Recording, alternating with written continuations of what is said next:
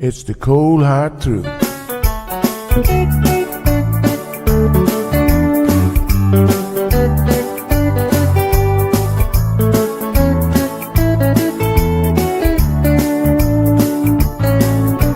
Everyone really want to know what's going on with her show. Just get on the air and you will know it's Sandra. The queen of the mile road is here, helping people from everywhere. Get on the phone and you will hear Sandra. Now she will tell you how it goes, but don't you ever step on her toes, 'cause you will hear the cold hard truth from Sandra. They say she's the hero in town, helping people from all around. You get a call, your money is found, it's Sandra.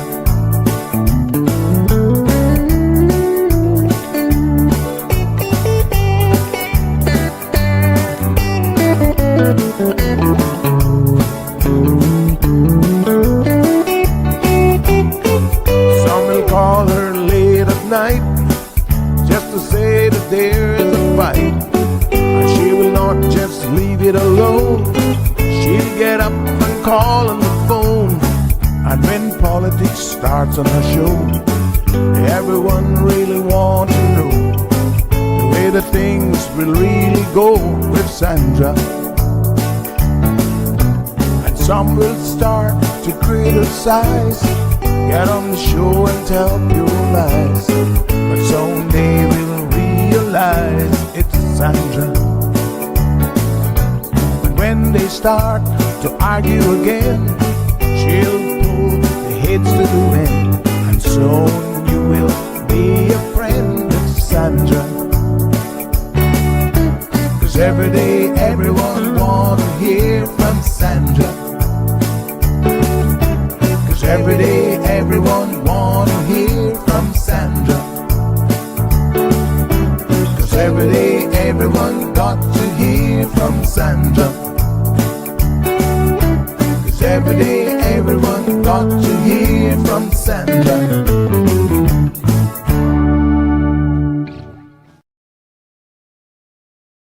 Good morning, good morning, good morning, Cayman, and beyond, really, because we have so many amazing people that tune into the program every single morning from all over the world. Thank you guys so much for making this Cayman's #1 talk show. That's only possible with your continued support and listenership. So thank you very, very much. So today is going to be one of those days that is difficult in terms of the topics, at least one of the topics that we will be covering. But as you guys know, here in the Cold Hard Truth studio, we certainly don't shy away from anything, anything really, but certainly not the controversial and hard-hitting topics. So this will be very much like most days in terms of that aspect of it. Unfortunately, we have, some really sad news coming out of America today.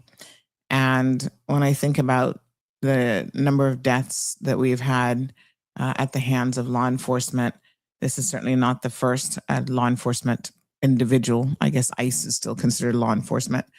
This is certainly not the first, and it won't be the last time that this has happened. It's really, really sad.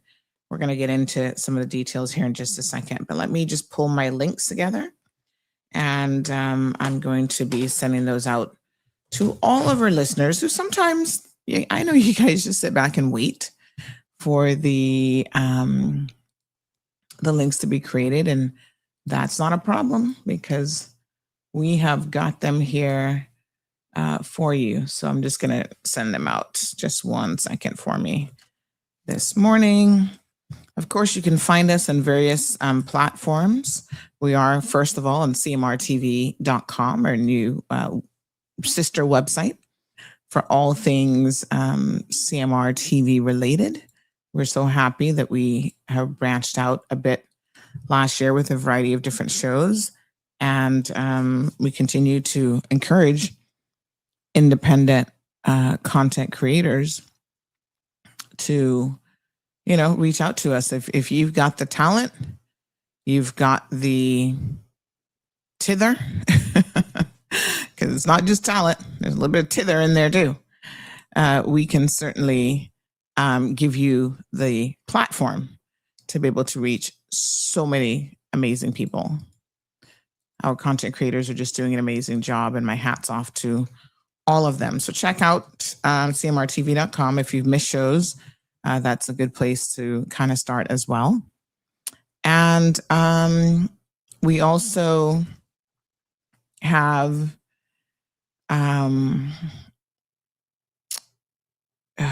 it's going to be a tough day today. We also have YouTube, Facebook, we're on Instagram most mornings as well. And some of our content creators are actually simulcasting on Instagram also. So that's always great. I am really torn with what's happening in America. I think most of you know that I spent really my formative years there, as far as I'm concerned. A lot of my memories are from the United States of America. I grew up there. I left Cayman. I just turned 9 years old. I left in this September and I turned 9 in August.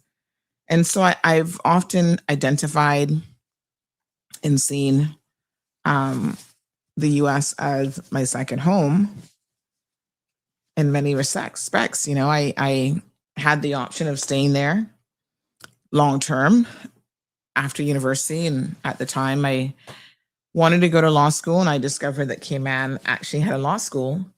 And so I thought, this is a time to move back home and perhaps reconnect with family. And so I did that. And, despite the numerous struggles in Cayman, I never got to the point where, I should say this cautiously, the DPP's office is sitting there listening like, oh, it'll make you get there. I've never gotten to the point where I have wanted to leave my country of birth again. I left as a child. I didn't really have a say in that. Nonetheless, it was challenging, but in so many respects, still the best thing that could have happened to me at that time. And so I relate to American life, although I think American life has changed a lot, certainly since I left back in 1996. It's sad, it is a country that is built on dysfunctionality. It's a country that is built in the back of slaves.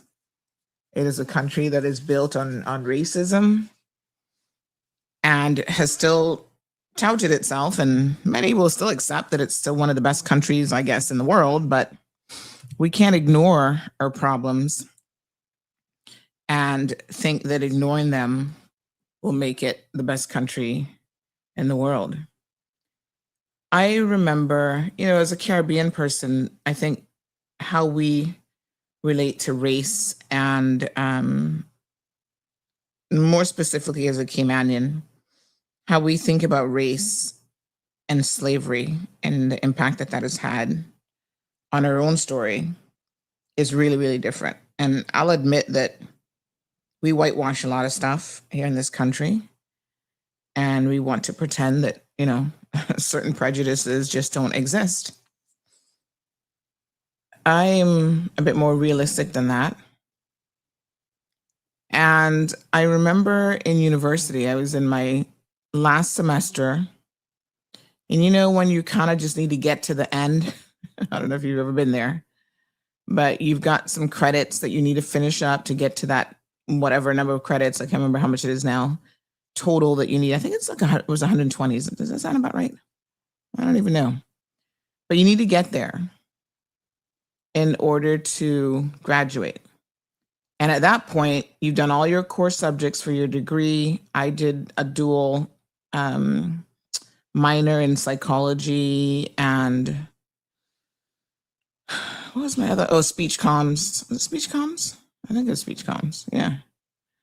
Dual minor. And then my major was professional and technical writing. So I was at the end, I had taken all my course subjects from my major, my minors. And, I just needed to take classes just to make up, like elective classes. It's almost like, hey, do you have basket weaving available? Because right about now, that sounds good. You just want to get the heck out of there. So I ended up taking a course about, I can't remember the exact title of it, but it was about the civil rights era in America. And it covered a specific period of time, this course. And it was actually it was probably one of the first online courses that the university offered. And that was the other thing that attracted me to it, because I was like, oh, I don't just show up to class. I can kind of just do this online. And this is a day, 1996. The internet was still young, the super information highway.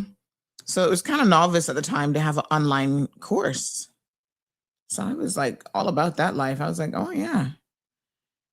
Honestly, it was the hardest course that I've ever taken, from the perspective, like emotionally hard, because it made me confront a lot of what I didn't know or was never cognizant of, didn't know. And in all honesty, when you go through history in America, they do teach you a particular version of history, and you just accept it as the truth.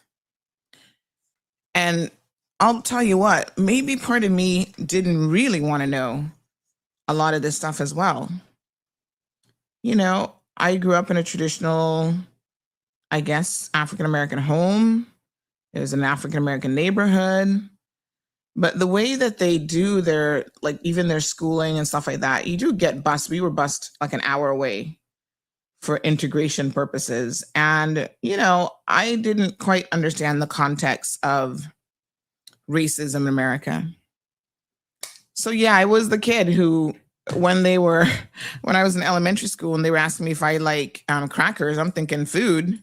And these people looking at me like, we're not talking about food. I'd never been exposed to any of this stuff, the N-word, and just all of it was so new and foreign and different, right? And I guess I navigated it as most kids did who didn't have that sort of context. So I was the kid in the cafeteria moving from one group to the next. You could see the divide. And I remember this distinctly. You could see the divide in the cafeteria. That was the one place. The cafeteria and the playground is kind of where you see it. You saw the Hispanic kids all huddled together at one table or two tables. You saw the African Americans kind of hanging out in one or two spots. You saw the Caucasians, then, their little section. The nerds had their little section, right? So like when I got to high school, then I was part of the nerd clan, and we were very diverse, I must say. So we included, Asians, African Americans, Caucasian people. It didn't really matter because we were kind of tied in more on an academic level. Like that was the first thing that we had in common. And so as I've navigated this life, I have been very, very cognizant that as human beings, I think we tend to navigate towards people that are like us. And this is why I always sympathize with people that we have here visiting our country, like workers, because, when they're here and they're halfway around the world away from their family, I can only imagine what that feels like.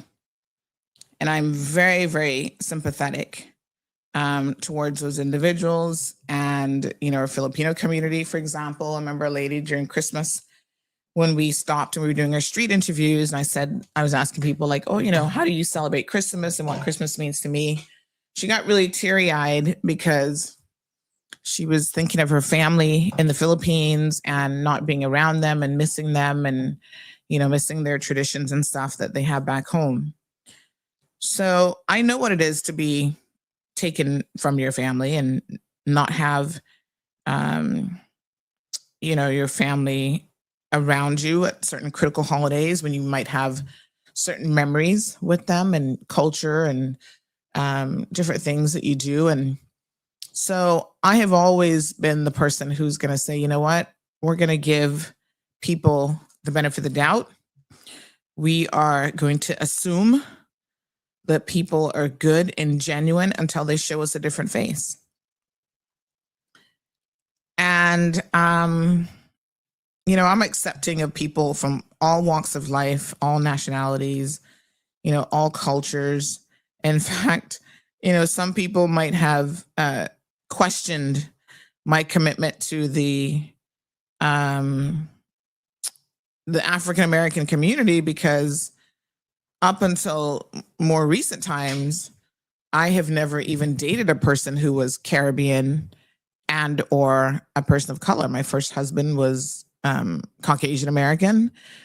His ancestors were of German descent on the one side, and the other side, I can't remember, but still pretty much European, right? Because there's this cliche that we don't see color. Well, we do see color, but I've always tried to say, you know what? I see the person before I see any color. Like I want to transcend this where I'm just going to judge you based on your color, and I can only date someone because of where they're from or their culture or their color or whatever. I've never been like that person, right? And so I see a lot of what's happening in the United States of America now. And I've experienced, in very limited circumstances, I have experienced racism, and I say very limited circumstances, because I know of some experiences of my counterparts, and blatant racism, I've probably only experienced maybe once or twice when I lived in the States. And one time was when we actually made a university trip to the state capital, Tallahassee. And there was a little restaurant, and sometimes we forget that we live, when we're in Florida, Tampa, metropolitan areas, we forget that we are in the South. Florida is as South as you can get. So when we think about the deep South, and I was telling you guys about this course that I did, and man, that course broke my heart with reality. I literally walked away having seen the pictures of the history of a lot of the civil rights movement, but it was very, very raw. It showed you what African Americans had to endure, the lynchings, the children who, you could lose your life if you looked at a white woman and she claimed that you whistled at her. Not that long ago, just a couple of days ago, in fact, there was a picture that came across my social media feed of the young man. His name escapes me right now, but it'll come to me in a second, who lost his life because a white lady claimed that this little 13 or 14-year-old boy whistled at her. We don't even know if it's true, but that's what she claimed. And they brutally murdered this kid. And when they had his funeral, his mother and family were told not to open the casket because that is how bad it was. And as a woman who stood as a mother, as a parent, and stood in her truth, she refused to allow these people to dictate up until the very end what she was going to do with her son and at the funeral. And she told them to open the casket. She wanted to see her son.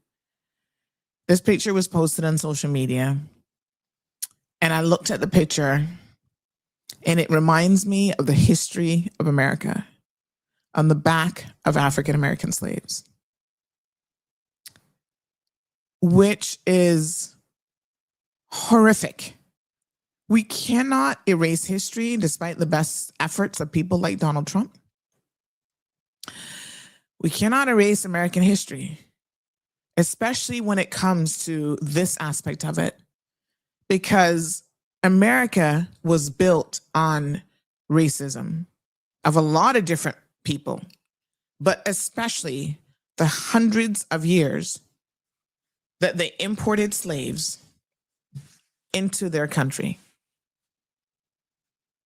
And like I said, this course for me was the first time that it was put in my face and I was cognizant. Emmett Till, thank you so much.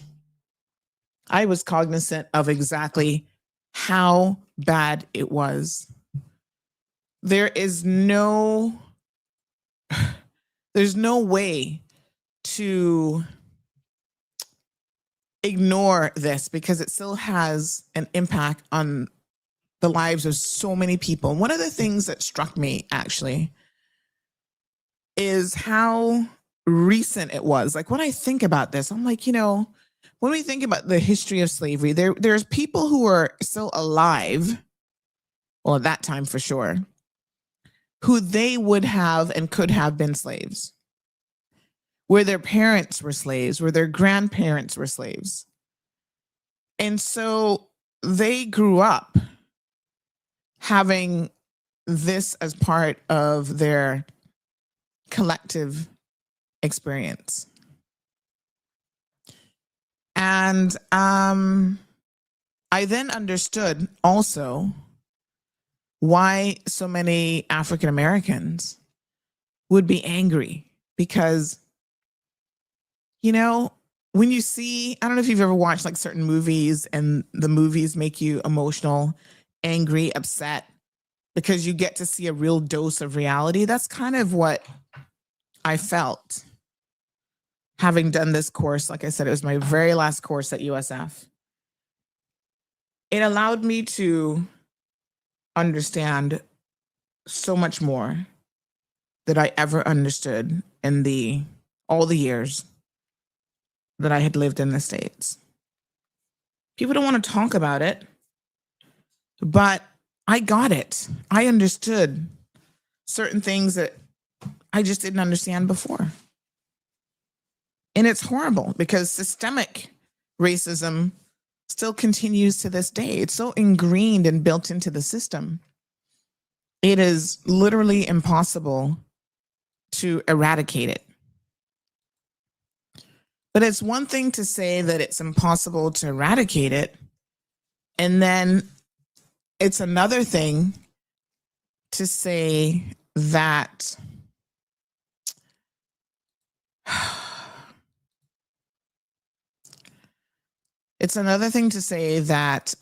it didn't even exist.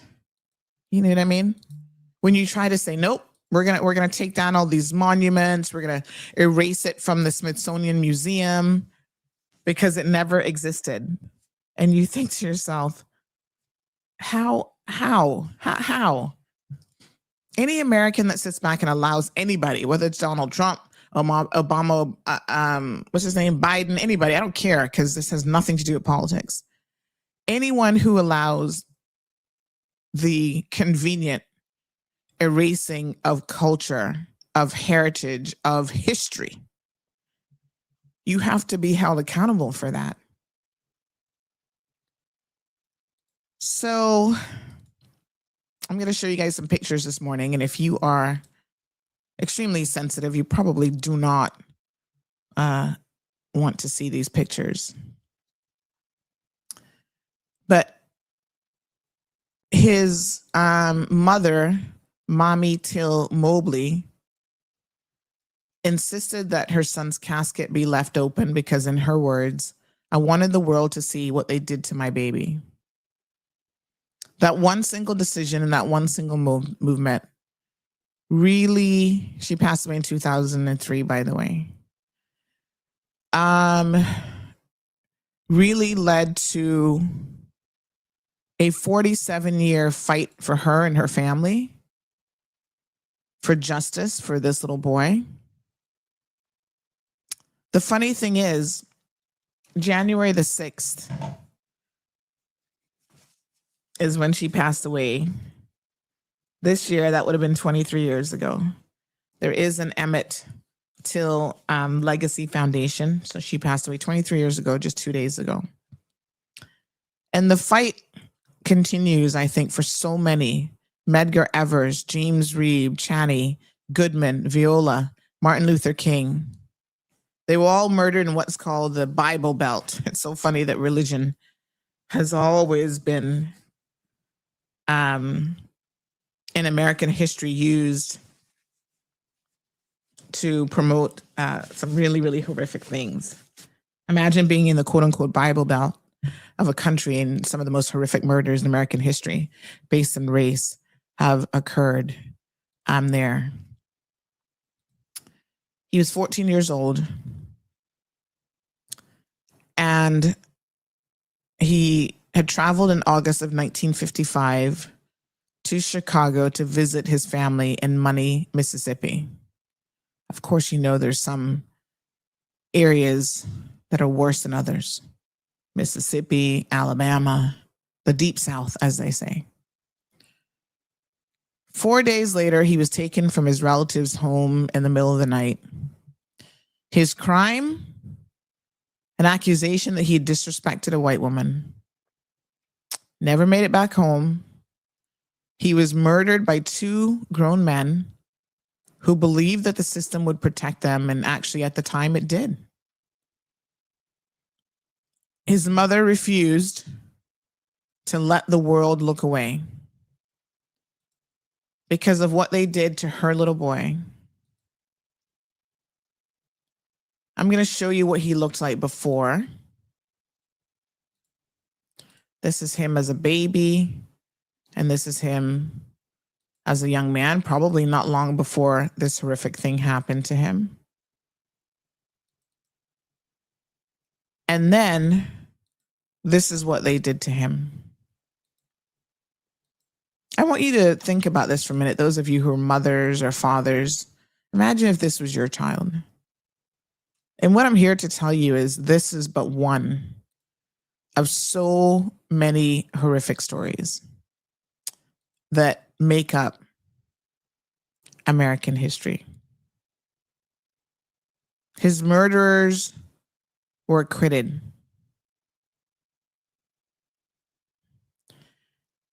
And I'm thinking really about this because, you know, there were the little girls in Mobile, Alabama, the church bombings. There's just been so many instances of horrific acts in American history against African Americans and others. And so what happened yesterday was not involving an African American woman, but we have seen the erosion of rights. And, you know, I spent a little bit of time on Sabrina's show yesterday. She was having some technical difficulties, and I've often read this in my program as well, where first they came for. And this last bit, when it says that they came for me and there was no one left to speak for me. So every single one of you are like, oh, well, you know, yeah, Trump doesn't really like Black people. I think that's pretty obvious. I don't care what y'all want to say. And, you know, once it was kind of focused on, okay, we're going to get rid of the gays. You know, he's against trans people. He's against gay people, the gays, as he would call them. He, you know, then he started to turn in the Hispanics because they were stupid enough to put him in office.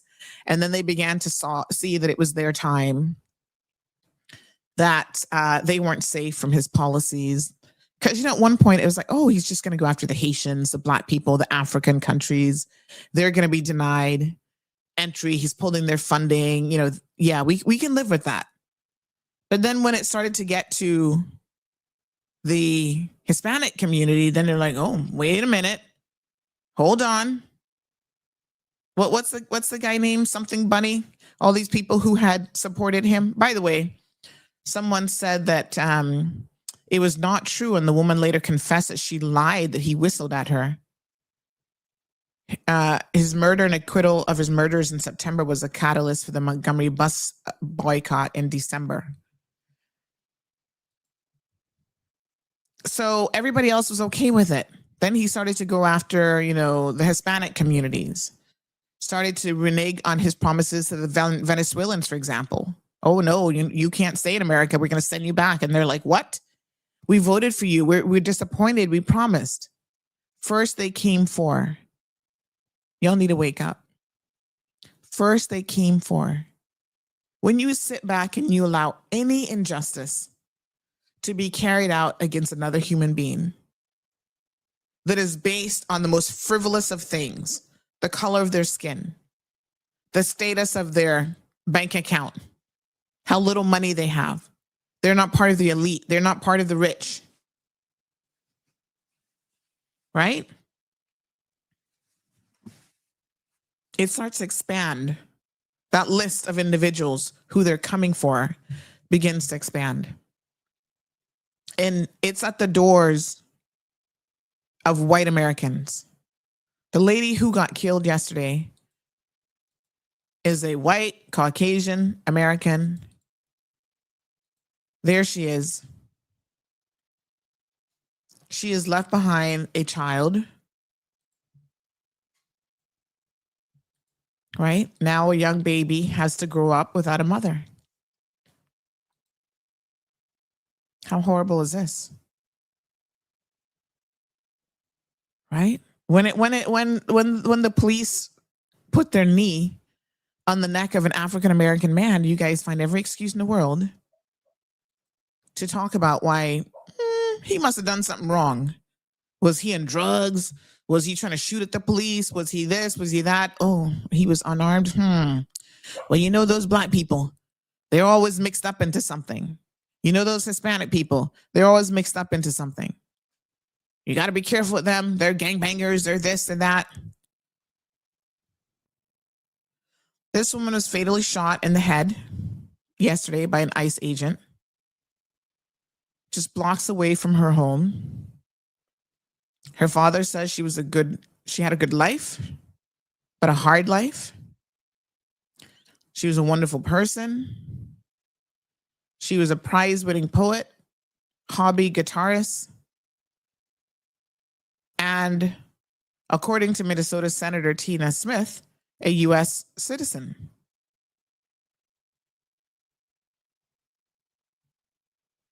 So she was originally from Colorado Springs and had moved to Minneapolis just last year from Kansas City.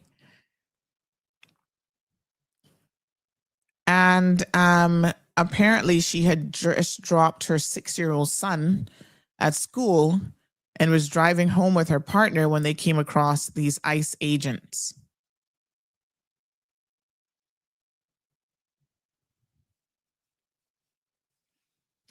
So there's information that's still coming out. There's information that she was not even part of the protests.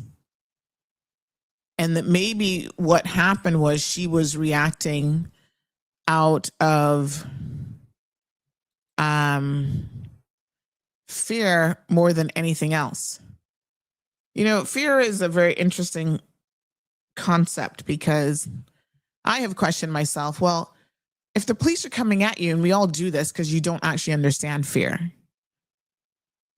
and you haven't done anything wrong, why do you run? Well, later in life, when I've discovered that trauma,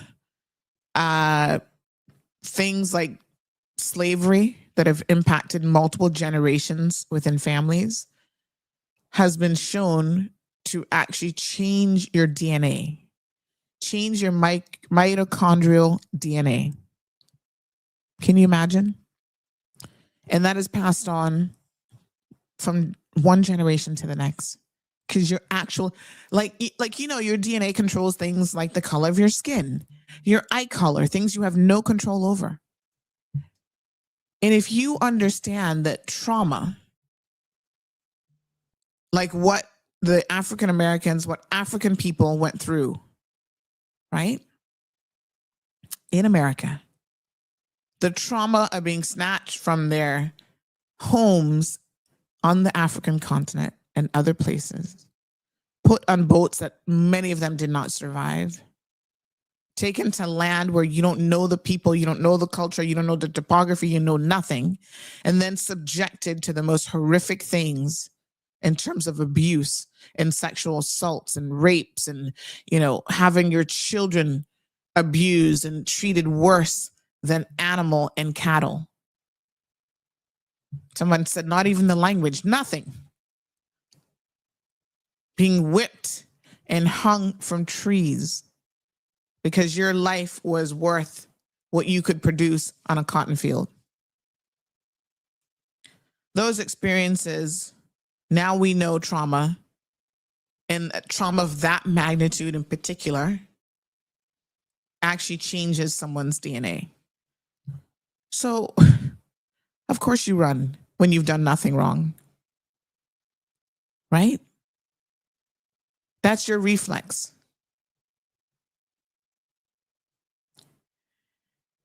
And I've looked at the videos that have been circulating with this young lady, and I think that she did panic.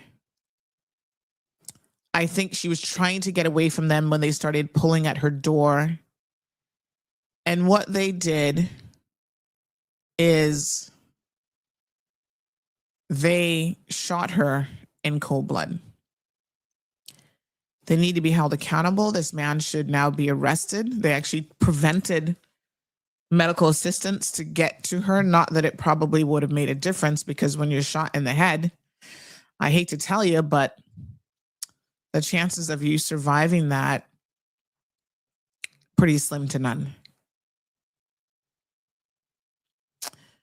The violence in America is one of the reasons when I thought about, do I want to stay here? Do I want to leave?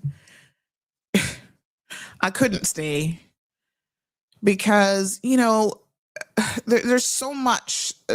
Listen, even before they brought the slaves to America, how they got the land on the backs of the Native American Indians, the only real Americans, is just horrific as well.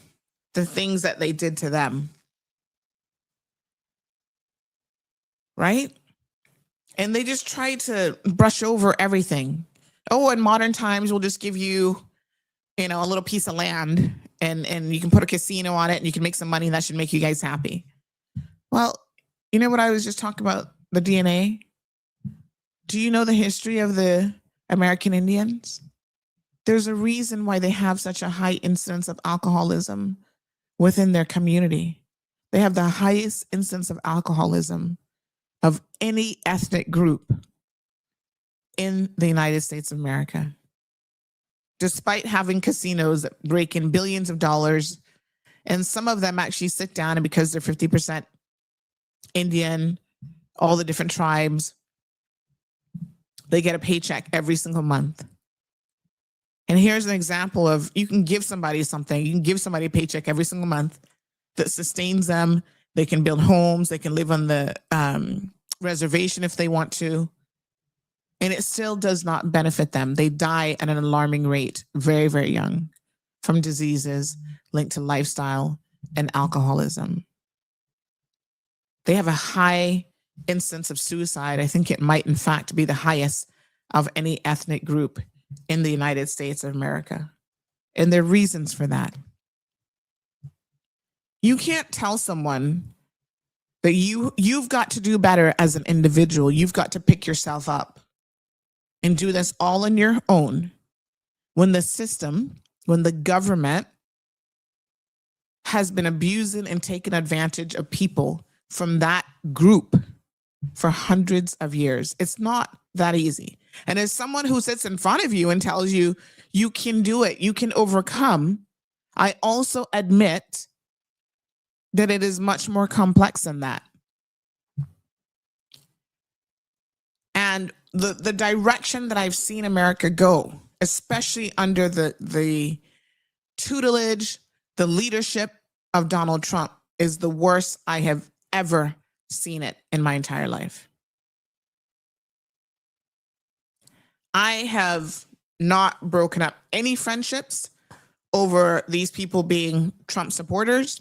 I've not stopped talking to anybody because they're a Trump supporter, and I know some who are, they defend this man to the death.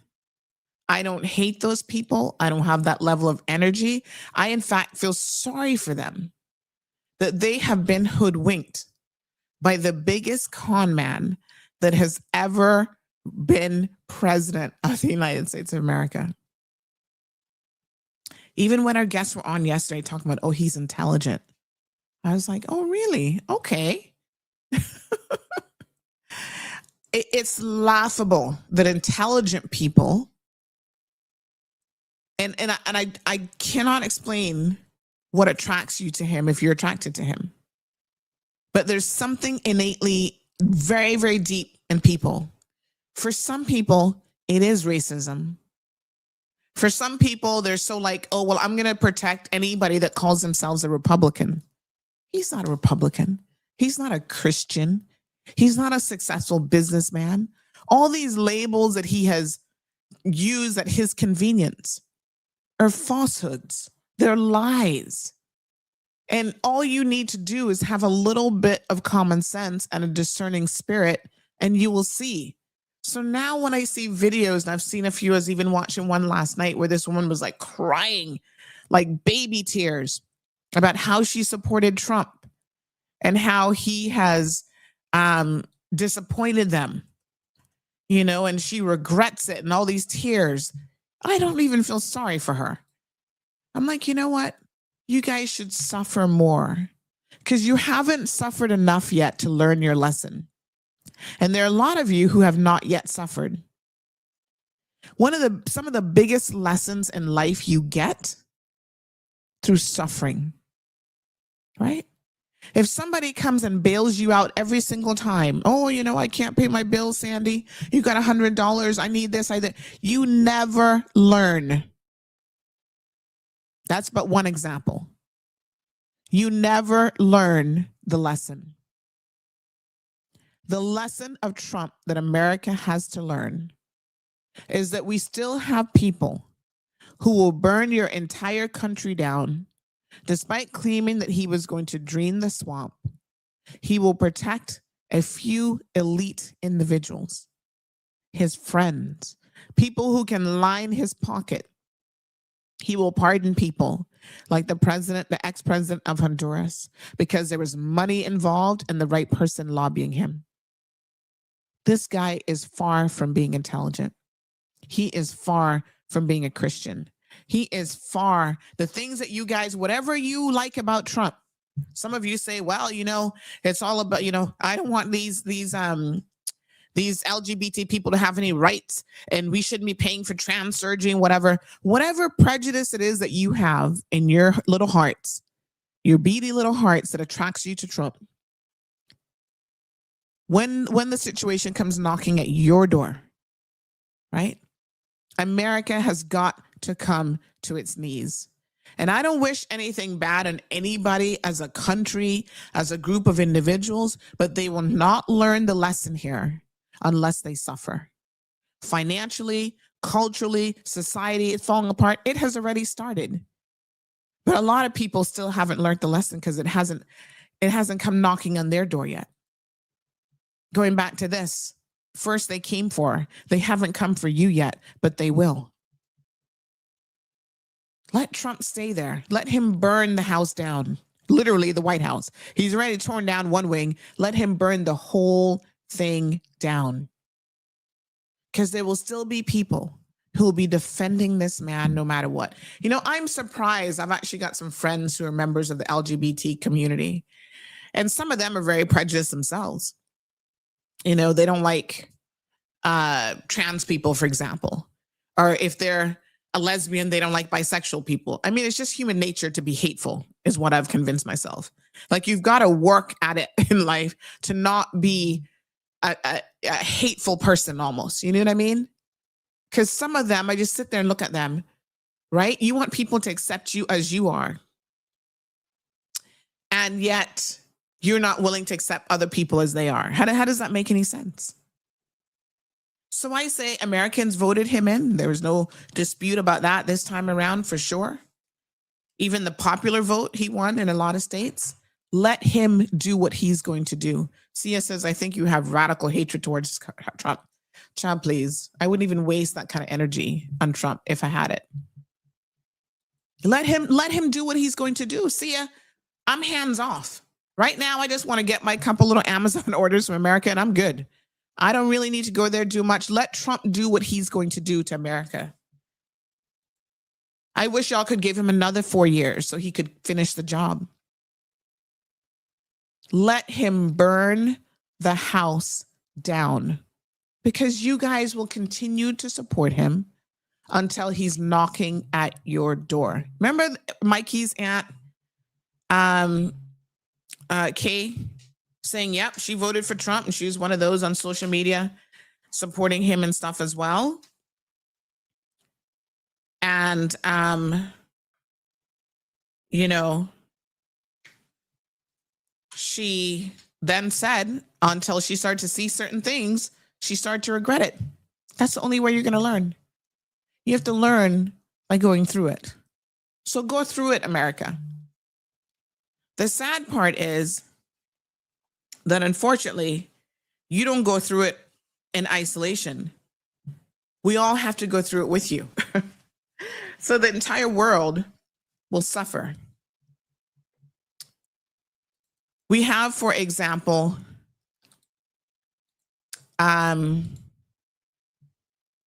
you know,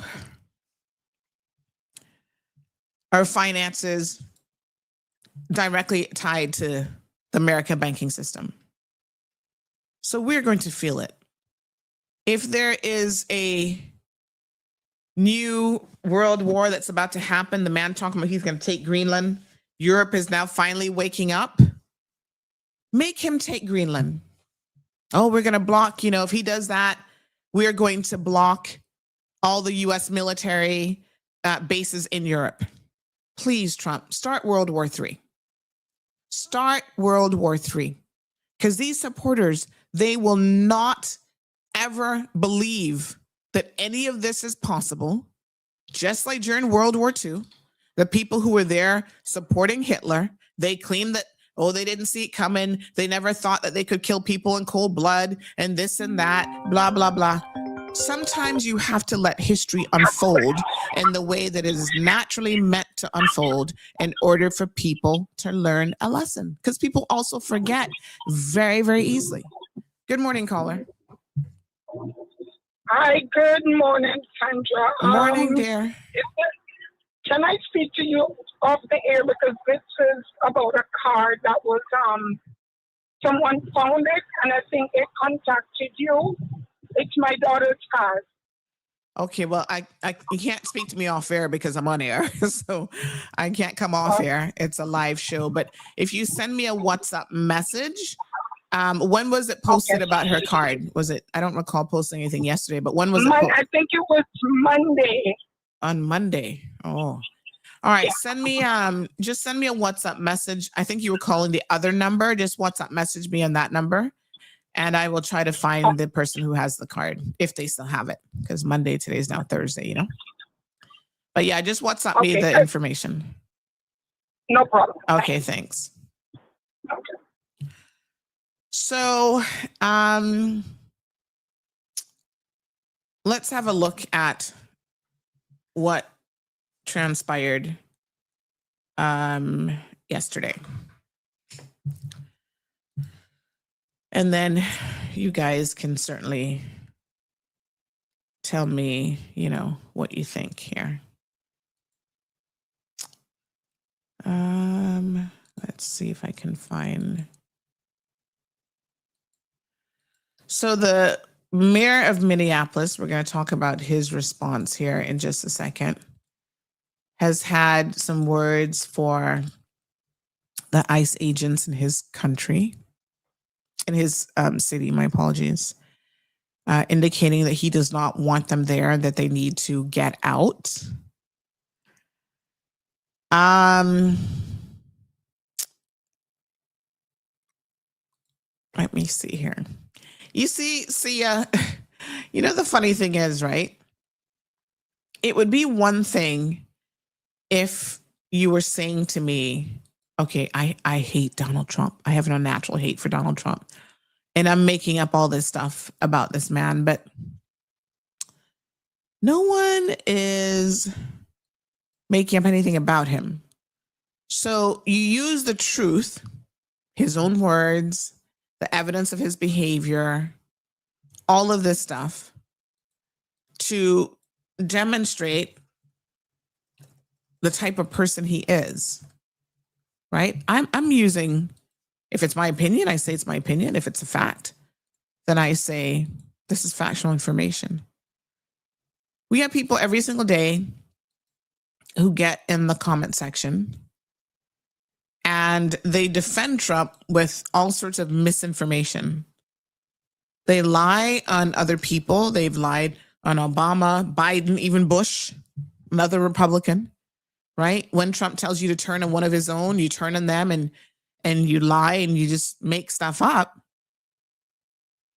And your position and thoughts about those individuals would be what? I'm not making anything up about the man. That's the thing about it. Right? So you're entitled to your opinion. You can say, I hate him all you want. But what I would say to you is that simply isn't the position at all. I see this man for what he is, right? He is the biggest con man of all times. I chuckled yesterday when I guess talked about how he was, this big reality star. Even that was a con in terms of the people and how that show was done. But he has fooled America. And we're all living in this reality world style situation right now. So let's look at the video of what actually transpired yesterday. Because yesterday, they came for this woman, this mother of a young child. And this is how it unfolded.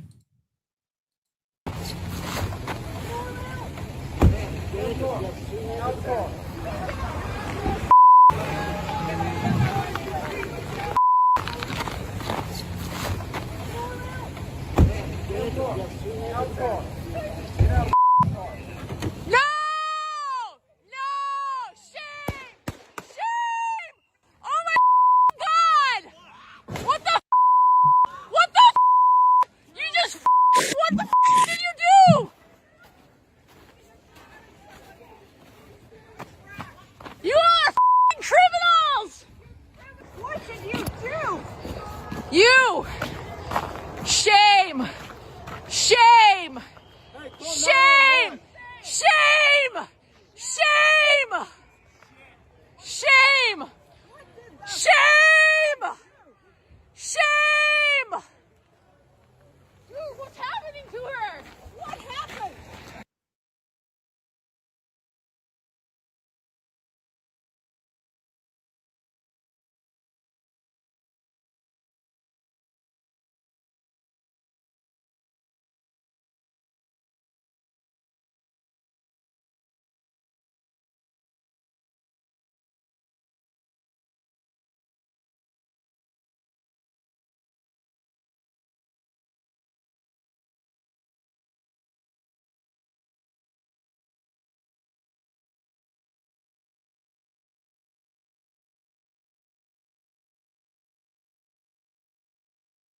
My apologies.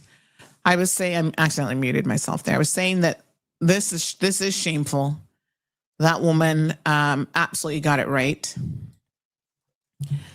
And it is horrific that a woman who was trying to actually get away from ICE agents could be shot in cold blood in a street of Minneapolis. And he continued to shoot even as she was driving away. So some of you say, well, we think she was trying to run him over. That's the official ICE position and the Trump administration and the government position. So what we see, though, is her wheel was already turning and she was trying to get away. I want you guys to analyze this carefully. Okay. Witness of the shooting speaking out tonight. Let me pull this one back up. So you see that this woman had partially blocked the street. There was one vehicle that went around her right there, right? Now, if you have a big SUV like this, you know to maneuver this on a icy road, you've got to do so very, very slowly and very, very cautiously, right?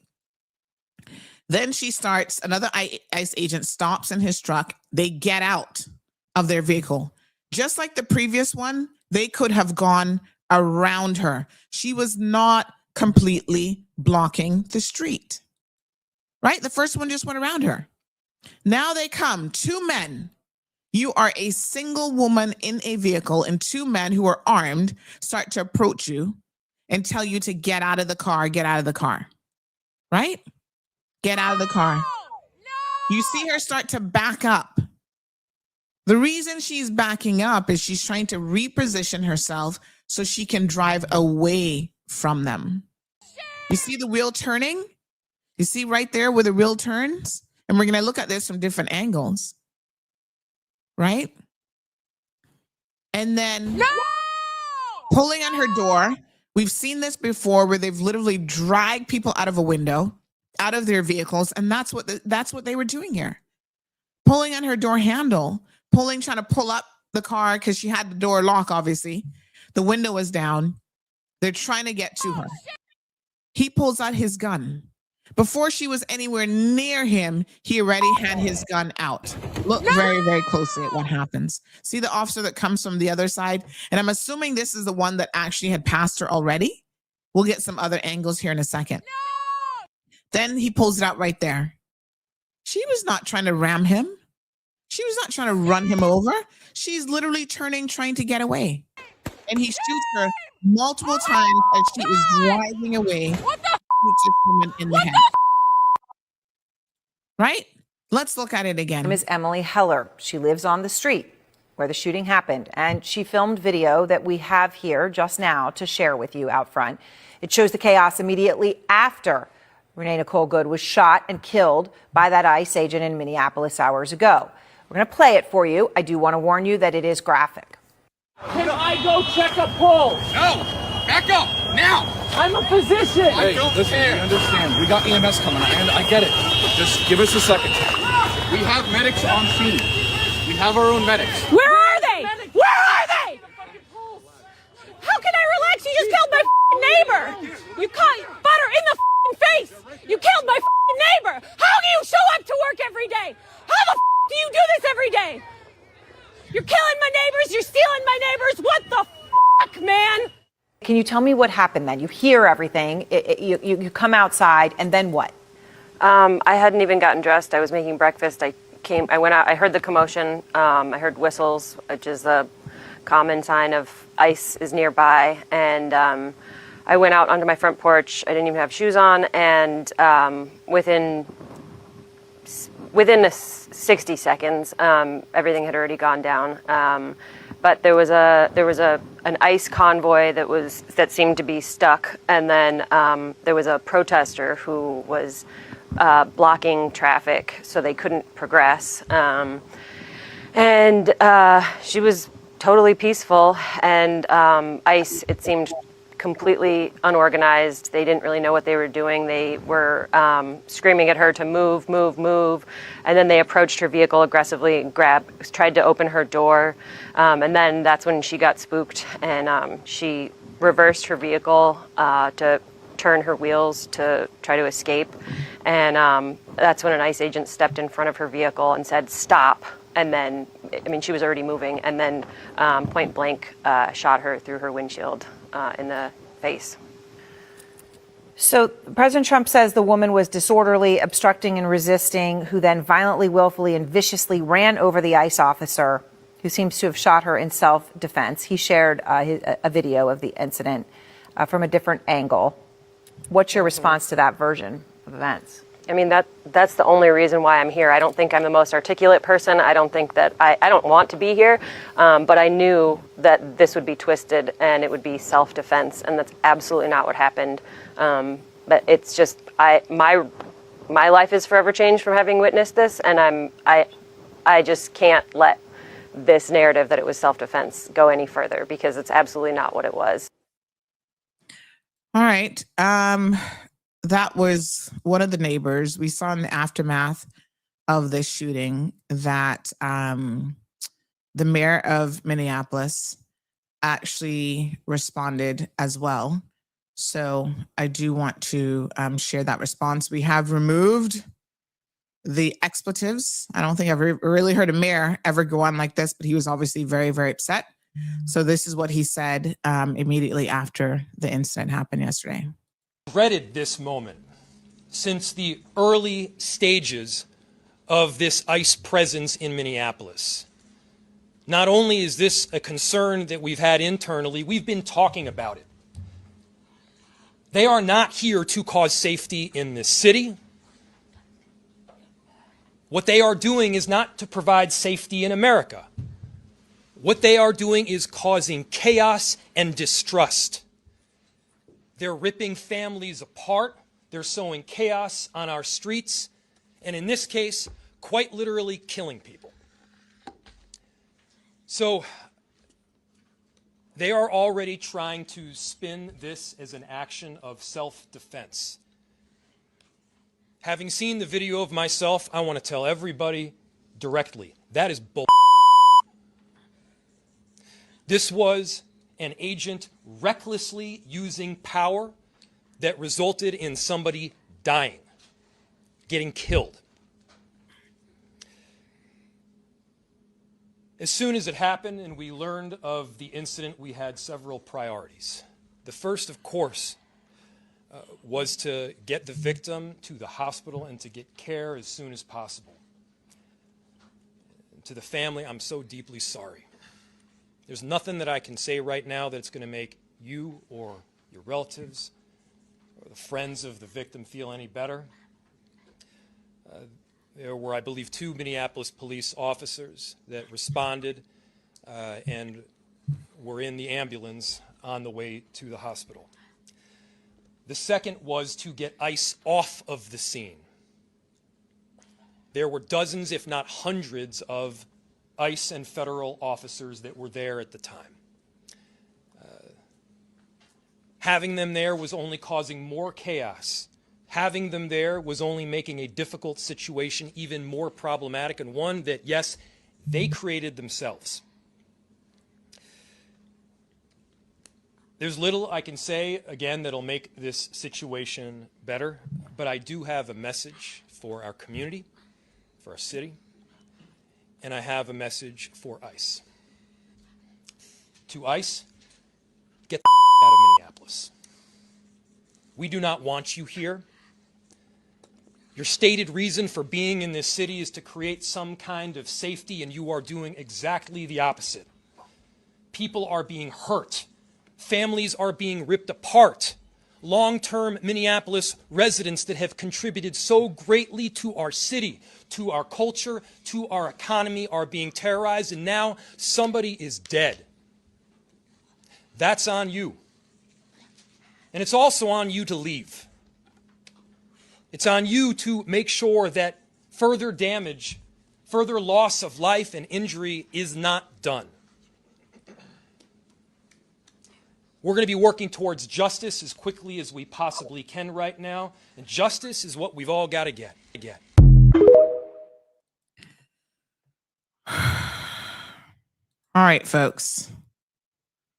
El Rey says if she had stopped, followed commands, and got out of the vehicle, she wouldn't have been shot. Sia says, I'm sorry, Sandy. I think you're putting way too much spin on this story. Okay. Morning, Miss Lucille. Says, God will be her judge, Sandy. Man can do as much as we want, but not as long as we want. I hope you meant his judge and not her judge. Sherry Ann says, I would not want to live in America for love or money. No way. Too much. The Bible say, do not kill. Gareth says, They just thought that she was a protester, which obviously was a mistake. It was bad timing that she got caught in the wrong place at the wrong time. Well, the wrong place at the wrong time, you do not shoot someone through the windshield directed at their head. Even if, let's say that she was trying to run this guy over, he could have done at such slow speed, I must add. He could have done so many other things, including shoot at her tire. Like, where is this woman going to go? There was no indication. Someone trying to run you over, that would be if they were moving at tremendous speed, you'd be concerned about your life. There was no indication that this woman was actually trying to hurt anyone. It's crazy to think otherwise. And they have murdered this woman in cold blood on the streets of America in Minneapolis. And you heard what the mayor said: get out of his city. I have never seen, again, as someone who lived in the States, and I know that sometimes there are conflicts between the federal agents and local agents, even during the Civil War movement. The feds, at the federal level, they had to go in and forcibly desegregate schools because the states wouldn't do it.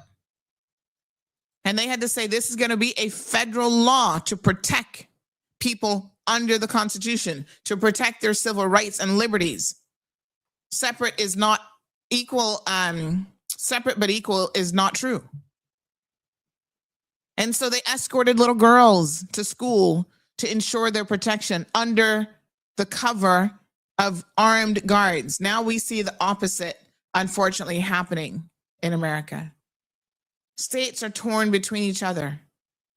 A mayor getting up saying, get out of his city to ICE agents. It is just, the place has gone mad. Good morning, caller. Good morning.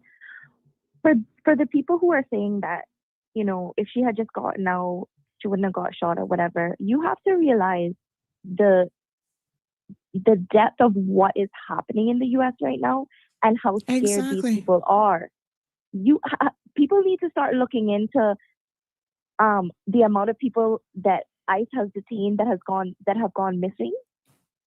We need to look at the allegations of immigrants being hospitalized for a kidney stone, and then all of a sudden they're dead and their other organs are harvested because they have no family to come in.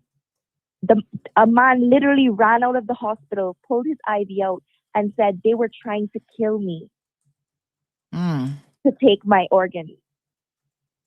Well, we know kids have disappeared in their custody. Yes, a lot of people are going missing. They're separating. I'm not, listen, I am very much, pro, yes, immigration, border control, all this stuff, right? But I don't know, there's corrupt people everywhere. So who's to say there's not corrupt ICE agents that are literally kidnapping people and they have their faces covered? You don't know who they are. Like, what if they weren't even ICE agents? You think that's not possible? To your point, because of the way in which the ICE agents have been operating for the first time really in American history on such a large scale, there are now criminals. Yes, there are now criminals who are doing that, who are impersonating ICE agents, who are covering up their face and putting on a little bit gear. Scared for her life. That's why she didn't get out. Thank you so much, caller. Thank you. Let's talk about the facts here, folks. People in ICE custody are facing a pattern of deaths, serious medical neglect, physical and sexual assaults, punitive conditions that multiple investigations have now described as systemic rather than isolated incidents. El Rey, I see and I hear your love and support of all things Trump, and you seem to have an amazing knack for, as someone who I have respected, and quite frankly, I know that you are a person with a lot of common sense. When it comes to this situation, you refuse to exercise the good common sense that God has given you. But Imagine if one of your family members, and they can be American citizens because they picked up American citizens who had done everything right by the book, by the law, is taken by an ICE agent and then they're raped. And you have a daughter. Imagine your daughter is taken by ICE, right, in the US, and then she goes missing, or she's murdered, or she dies, right? She's sexually assaulted. What excuses would you then find for all of these things that have been happening under their watch? Right? A lot of these things could have been prevented. The documentation demonstrates that they could have been prevented. There was delays and inadequate medical care involved. There's a peer review study that found 12 deaths in ICE detention centers between 2021 and 2023. And it's now in the uptick with death rates dropping during the pandemic, but now they're continuing to increase. How do you explain all of this, right? Now, some of it happened under the Biden administration. I think ICE is deplorable and they're not held accountable for their actions.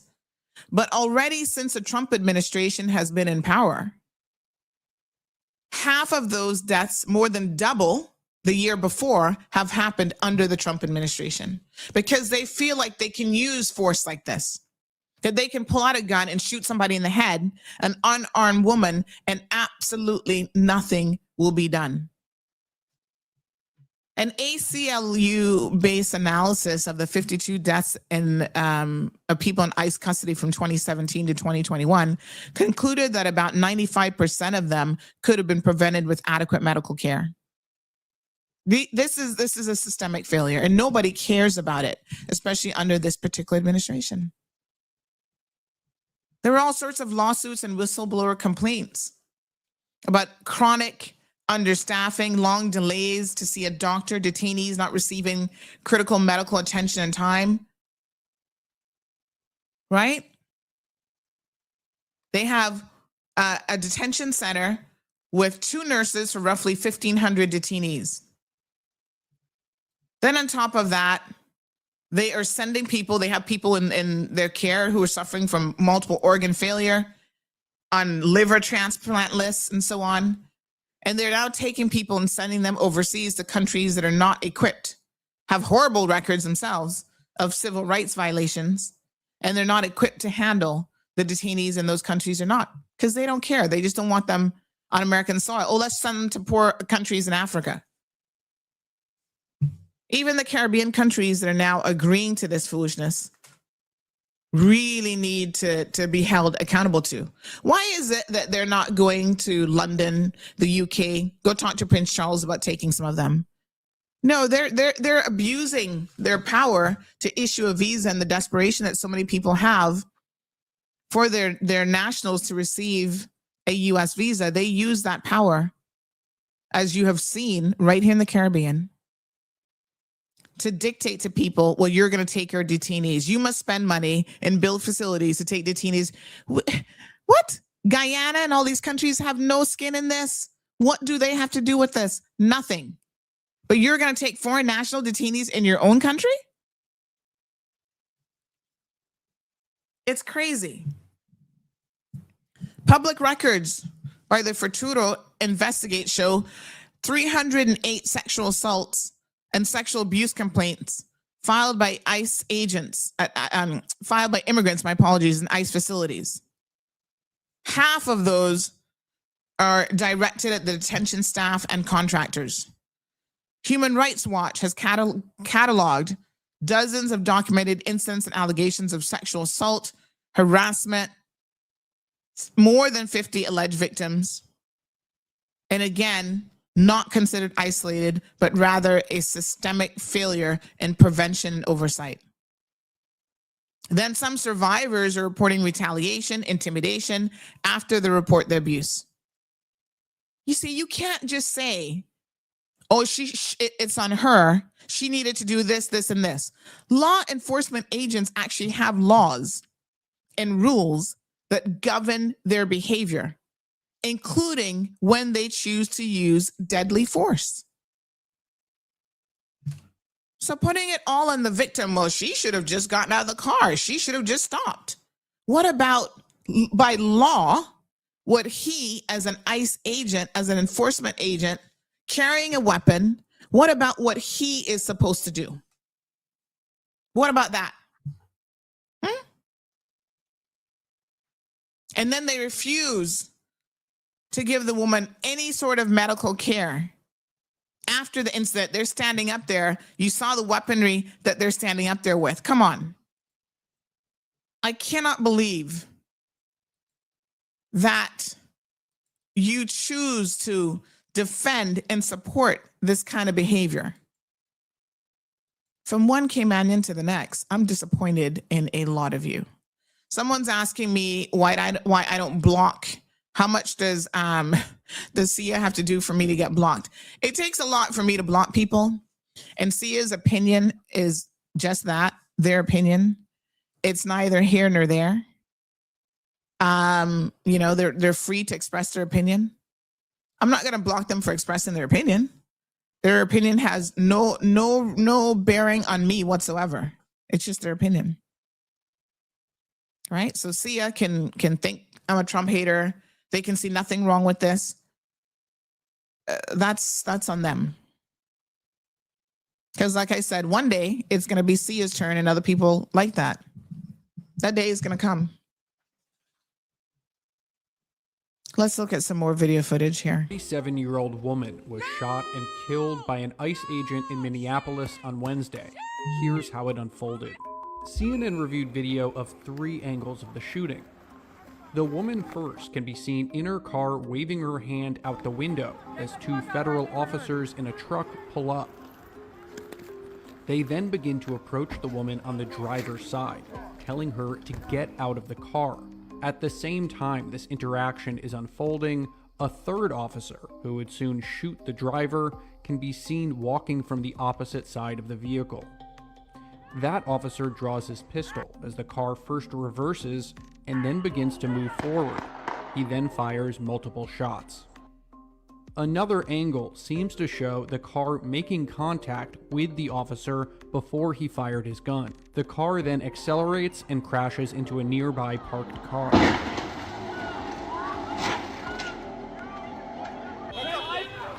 After the shooting, neighbors asked to administer aid, shouting at the federal agents. We have our own medics. Where are they? Where are they? How can I relax? You just killed my neighbor. So, there you have it. Anita says, why do ICE agents have their face covered? Because they have to. You know, they're wreaking such havoc in the United States of America that without a doubt, somebody's going to start targeting ICE agents. One thing Americans love is they have a love of guns, and that's probably across the board, no matter where you are on the spectrum of whatever. And it's not going to be long before there's going to be someone out there who goes out there and starts targeting ICE agents. So I guess they're trying to protect their identity. I think that they need to arrest this person and they should be charged with murder and they should go to court. They will now get the due process that they are denying other people. They will get, a lawyer. They will get to go to court, have someone argue on their behalf. All the stuff that they deny other people on a regular basis, they will get access to. He needs to be charged with murder. This was excessive force by all definitions. Jesse says law enforcement is supposed to de-escalate situations, not intensify them. There was no need for this level of force. It was excessive and unjustified. So our poll question today will be in relation to this, of course. Aliano says, Miss Sandy, logic is lacking in the minds of Trump supporters. Morning Wilbert says she didn't deserve it. May her soul rest in peace. I don't see how people can defend this. She was fatally shot. She didn't have any weapons. And like I said, there was an option here of, if you thought she was coming, and the woman wasn't moving at any significant speed, she was backing up. So she's backing up, she's reversing. Why would he have even felt inclined to pull out his weapon at that stage? Shoot out her tires. You don't have to shoot the woman right through the windshield aiming at her head. Those are deadly force shots. These officers are trained So when you take a weapon and you aim it at somebody's head, I think you intend to kill them. And of course, she was shot multiple times, and one bullet went right through her head. So Sia thinks deflection is going to help, says, I can't tell you how many people in India go missing for organ theft, because that is obviously what we're talking about this morning. About all the Christians that are killed in Nigeria from ISIS and Boko Haram, because once again, how about the shooting on Bondi Beach in Australia? Because all of that has to do with this topic. You see, you don't get to deflect. Deflection is the lowest argument possible when you have nothing. You don't really have an argument here. So then you say, well, don't look over here at what actually just happened. Why are we even discussing this? Let's look at all the other atrocities all over the world. Nobody denies that there are other atrocities happening all over the world. What we're talking about today is something that happened, that this 37-year-old, somebody said she's actually a mother of 3, but this 37-year-old doesn't even deserve a discussion and an analysis of how this happened. Let's just sweep it under the rug and move on, because there are other people all over the world who are committing just as bad atrocities or maybe even worse. The Art Beat says, here you know, what does Australia have to do with this? No one is talking about that. Philip says they did not even try to administer CPR. They just left her there to bleed out. They needed her dead. Well, thank God for the footage. Because my God, the way that they started to spin this video under the microscope and walk through it.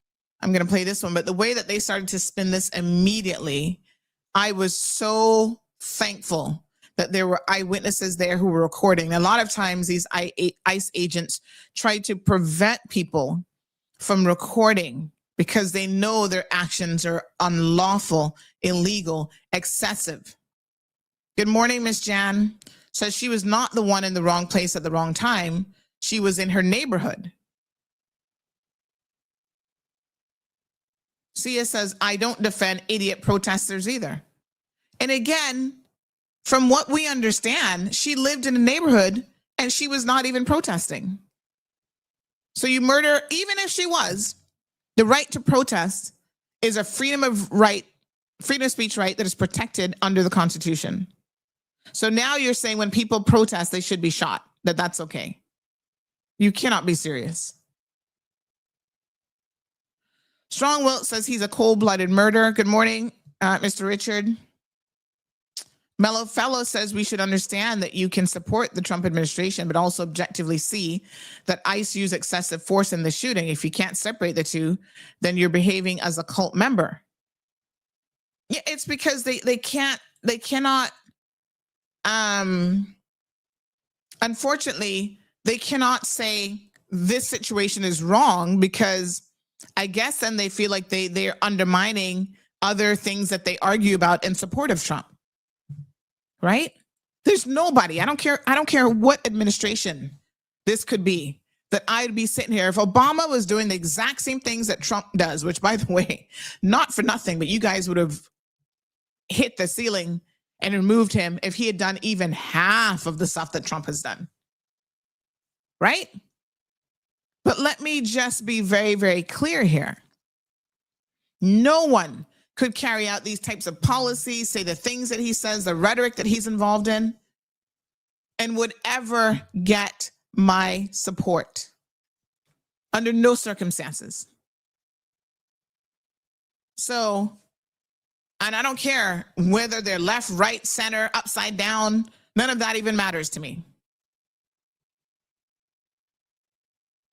Aquaman says that there was an option they could have gave chase, so they are so trigger happy due to the nature of ignoring law enforcement in the U.S. Chase to what? The woman wasn't even, listen, the car that passed her, right? Again, these are multiple vehicle entourage agents, right? All they had to do was block her vehicle. I mean, there were so many other options that they could have utilized if they wanted to. Lucky Body says, Sia, you don't have a soul. Strong Wilt says, if it was me, I would have been afraid myself. Anita says, are they really trained properly? Well, you know, they seem to think that they have the right to do anything and get away with it. And this is now where proper law enforcement, you know, I was thinking about this morning, where this person will probably get arrested, they'll probably get convicted, and then Trump is just going to pardon them. So it's not even going to matter, because that is what is happening right now in the United States of America. Lucky Body says Trump supporters honestly scare me. It's wild. Let's watch this next video. I've watched this over 24 times right now. The focal point is going to be the front left fender of that vehicle and the agent that is then beyond it who decides to open fire. Now, the way agents are trained, first of all, and the police chief alluded to this in the press conference, is that they're not permitted to fire into a moving vehicle solely for the purpose of disabling the vehicle.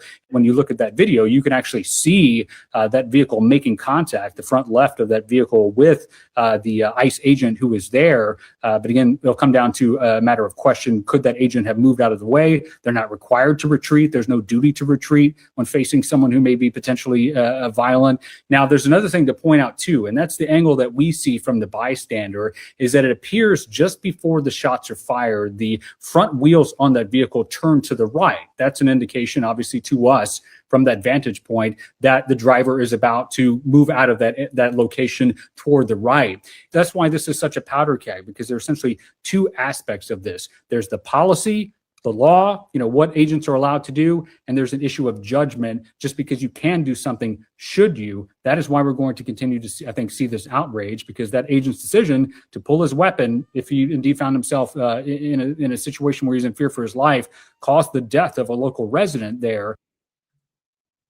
Yeah. And I think it's hard to argue that he was in fear for his life, you know. That is excessive by all counts. And it is just it's just unbelievable. It is just unbelievable.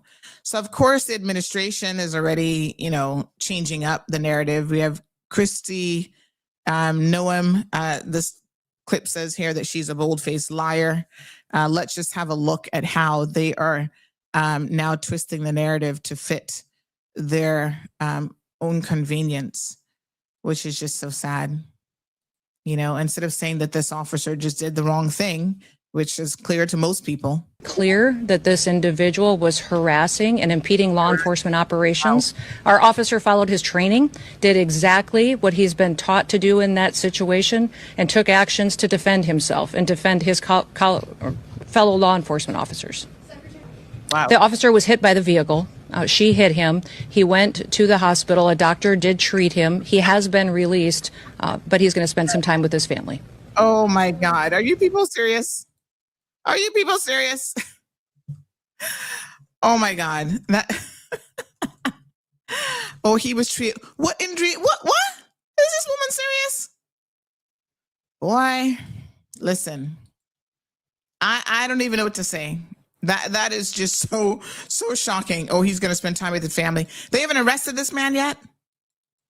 You see, I'm going to tell you all something now, because I know how Americans think, right? I'm not saying that they're right thinking all the time, but one thing I can tell you is that they're going to soon, exactly.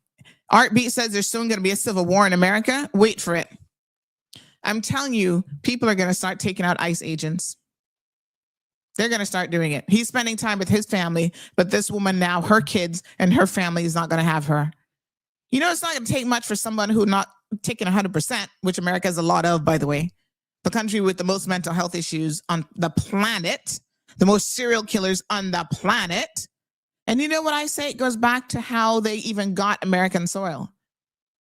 There's been just too much murdering of innocent blood on American soil. It's like this country seems to really be cursed. Yeah? And nothing seems to be slowing down the tyrants in that country. Someone is going to soon start taking matters into their own hands with these ICE agents. Mark my word. Again, Another video here. Go check a pulse. If she could go check a pulse. There's the poor woman, slumped over. Listen, I understand. We got EMS coming. I get it. Just give us a You, second. he gets it. He understands. Okay, sure you do. We have our own medics. Where are they? They have Where their own are medic. they? And here's the thing, right? When that last video showed that they have their own medics, if this ICE agent was so injured and had to go to the hospital, their own medics would have been tending to him, and they weren't because there was nothing wrong with him. She was trying to get out of the way. So even if her car temporarily made contact with him, you saw the woman trying to turn the wheel and get out of the way. The only thing I really pray that this woman has a dash cam in her vehicle, because we can't hear if she was saying anything or what was happening inside of the vehicle. And this is a time when a dash cam would be really, really useful, because it would actually catch the audio from the interior of the vehicle. And I hope she has it. And I hope that information is released to the public as well. And it would show a very different angle also what she was doing with her hands on the wheel. In the fucking face! You killed my. So, yeah. Shot this woman in the face. Oh my God. Aquaman says excessive force indeed. Philip says they're trained for 48 hours in honor of Trump. How does that make any sense? Rachel says that people need to ask themselves why Trump and the DHS secretary Noam feel that they could tell obvious total lies about viciously running over the agent and him being hospitalized and the victim being a violent rioter and a domestic terrorist. So these are words now that the Trump administration has used to describe this woman. Like, I don't understand the need for lies, except you know that you're dead wrong. And so now you're trying to recreate history yet again. So many examples of that. Rachel goes on to say, when there's video, eyewitnesses with hundreds of millions of people, where hundreds of millions of people can see with their own eyes, why do you think they can lie when they can? Why do they think they can lie when we can all see that they are lying? Because again, they've been lying about a lot of different things, and people just sit back and accept it. Art Beat said if he was in fear of his life, his reaction would have been to get the heck out of the way of the car. If you're scared of your life and you don't have time to think and aim a gun right at the person's head. John LaRue says agreed to that comment. I think it was that one from Art Beat. Mellowfellow says the unmitigated gall of DJT was that he stated in his statement was that the officer was in the hospital and expected to make a full recovery. Shaking my head. Full recovery from what? Are these people crazy? The Art Beat says I won't be traveling to the U.S. anytime soon, and that's coming from an American citizen. What a mess. When the Civil War begins, watch Russia and China, says Gareth. Strong Wilt says, OMG, what a wicked set of people. What about her family? Sia says, I guess I'm not the only one that saw the video that way. Oh, that's funny. Demetrius says, times like these, we really have to learn to appreciate our Caribbean neighbors. Well, Demetrius, so many of them, unfortunately, are selling themselves short. That, you've got to recognize when people don't have the tither to stand up to anyone or anything.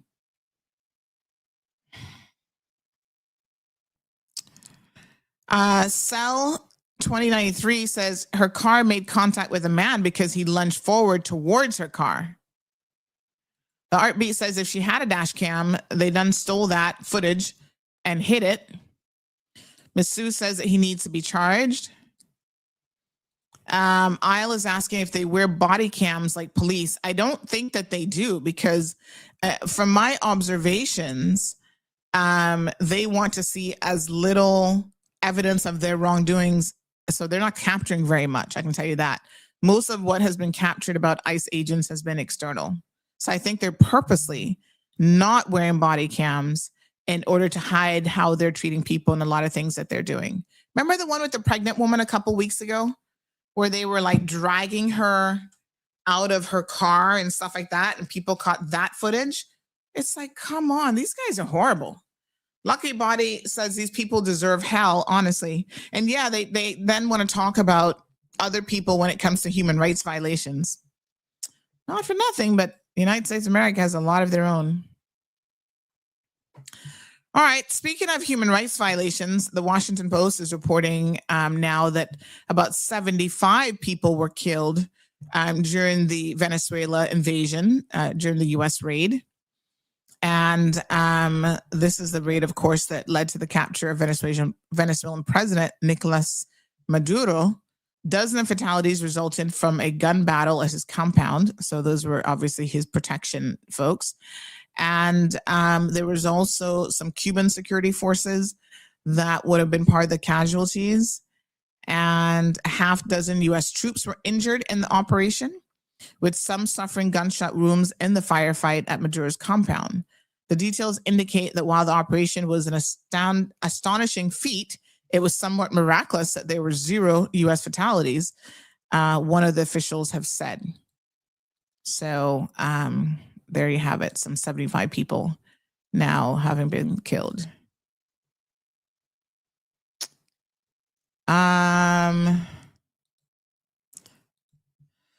So lots of madness, folks, just like all over the place. And they're continuing to double down on their plans to, now they're acquiring Greenland. But of course, Greenland is not for sale. So I don't know how they're acquiring it, but okay.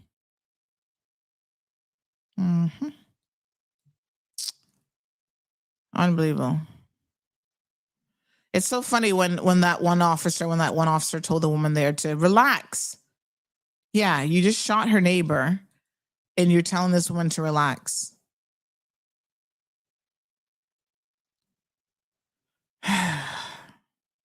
The world is just crazy. There's an article in the Washington Post as well. You guys might want to read this one. This one says that there's no consequence for being racist. Parents say discriminatory incidents in schools have gone unchecked under the Trump administration. And the Education Department's Office for Civil Rights in 2023 launched investigations into a number of school districts after several alleged incidents of racial bullying shocked the community and made national headlines. A year ago, an investigator from that office was planning to visit the area, community members said, but then the 2024 presidential election happened and the visit did not. Give me 1 second here. Right. And the visit did not. So in March, Trump administration closed 7 of the Education Department's 7 of the 12 civil rights enforcement offices have been closed, including the one in Dallas, which had been investigating the complaints about Lubbock, Texas. In 2025, the Education Department under President Trump dismissed thousands of civil rights investigations, focusing instead on investigations of alleged discrimination against white students, anti-Semitism complaints, and policies regarding transgender students. You see, I'm not the person who is just going to cry racist or racism just because he's Trump and has had an extensive history of it. Under his administration, there is evidence, cold hard facts of the things that he is doing, that the only conclusion you could come to is someone who is, how do you explain this? Right? You closed 7 out of 12 regional civil rights enforcement offices. You dismissed thousands of civil rights investigations, and instead you focus on what was probably just a handful of alleged discrimination against white students, anti-Semitism complaints, and policies regarding transgender students. Y'all need to wake up. All I'm saying is you need to wake up. Yeah? What a mess.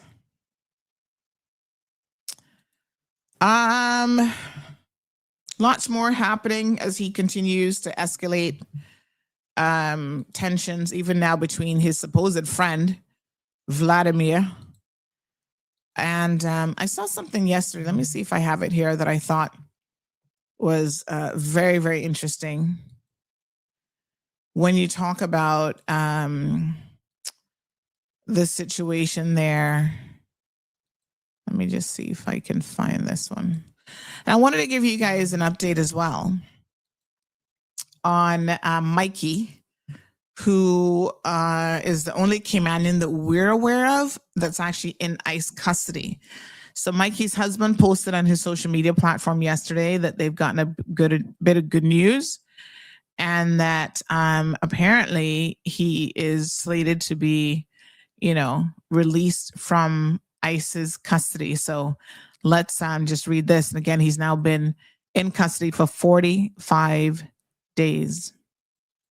Let's have a listen to some of this. Everybody, I'm driving, so I can't really look at the camera, and it's probably bad. But I just got a call from our lawyer, and my husband's case has been reopened. So I am very, very excited to... At the next traffic lights, turn right. Sorry. I'm very excited to get a call from my husband so I could tell him the good news. I am so grateful to everybody. We're not out of the woods yet, but this is a major hurdle. So I just literally got off the phone with my lawyer. They said that the judge looked at his case, reopened his case. They removed the removal order, and that he's back to where he was the whole time he's been here, which was which is a legal status that now he can officially change with me as his husband. He's totally eligible for his green card. Now we're back to doing the process and all the right things that we've been doing all this time. Now, there's still going to be maybe 2 weeks, maybe 3, where we still have a hearing with a judge to explain everything, and hopefully that judge will grant us the green card. And also, we need to bond him out. So that GoFundMe money is going to come in real handy, because we're going to bond his ass right out of there and right back into my arms. So I couldn't wait to make a formal video. I'm going to get my damn haircut, and I'm just, I'm so happy. I'm so relieved that at least we are headed in the right direction. We are not out of the woods yet. We still have a bunch of more hoops to jump through, but overall, this is all very favorable. This is all very good. So I can't wait for my husband to call me, so I can tell him. It sucks that I can't call into him. I know the lawyer's going to try to call into the facility too, but it being ICE facility, we don't know how they handle that kind of stuff. So I can't thank everybody enough for rooting for us, for praying for us, for signing the petition, for donating money, for sharing our story, for everything. I'm so... Oh God, I'm so grateful. I'm so happy. I'm so relieved. I can't tell you guys how much it really means. Like, there have been so many of you that have sent me personal messages, that have reached out, that have given so much to me when I had no more to give. And this is just the most, we were saying today is day 44 that he is in the facility. And I was on the phone with my pastor, Reverend Amanda, this morning, and we claimed that power. Like, 44 is an angel number. It's a powerful number. And we were claiming it all before the lawyer called. So, like, this is just, I just am so, if My faith was rocked before. It is being restored. I am grateful for my family, for my husband's family, for my community, for my church, for my legal team, Alex and the whole team at Make the Road. I can't wait for him to get home. I can't wait for him to know what's happening. Because it's so hard for him to be in there and not have anything to hold on to for hope. So now we have something. We fucking have something. So I'm... It's just unbelievable, really, that people are going through this sort of thing. You know, even if people have entered your country, even if, you know, and I'm not saying that this is the case here, but even if someone had entered your country illegally, Sia, for the record, I think, again, you're misguided about what they say has happened here. If you would go and read up on it, the coverage that we provided, you'd see that the ICE enforcement agency claimed that they had sent him a notice of an appointment and he did not show up to the appointment. And he claims that he never got notice of that appointment and that he has done, you know, everything correct and by the book. And, you know, we will certainly try to get further details now that it looks like he's going to be coming out and will be permitted to continue. But to detain someone for 45 days, 44 days, 45 plus days now by the time he finally gets out, because they might have screwed up and given him a date or didn't notify him properly or whatever the situation was. I mean, how are you okay with that? Like, I don't even understand that.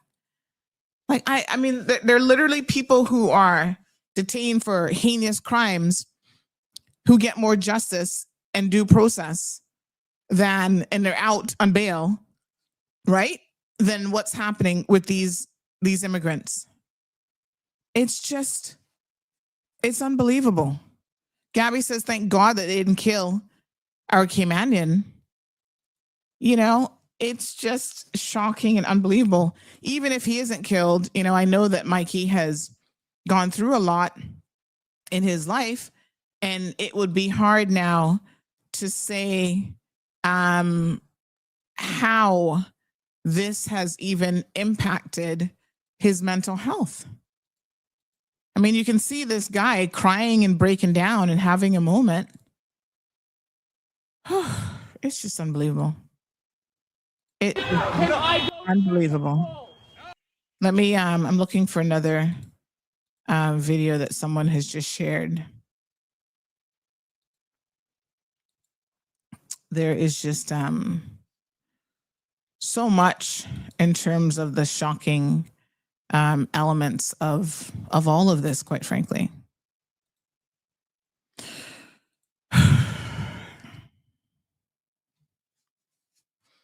You say that he was arrested because his paperwork was not sorted out. I think you need to read the details. You need to read the details of the story because that's not exactly what it said.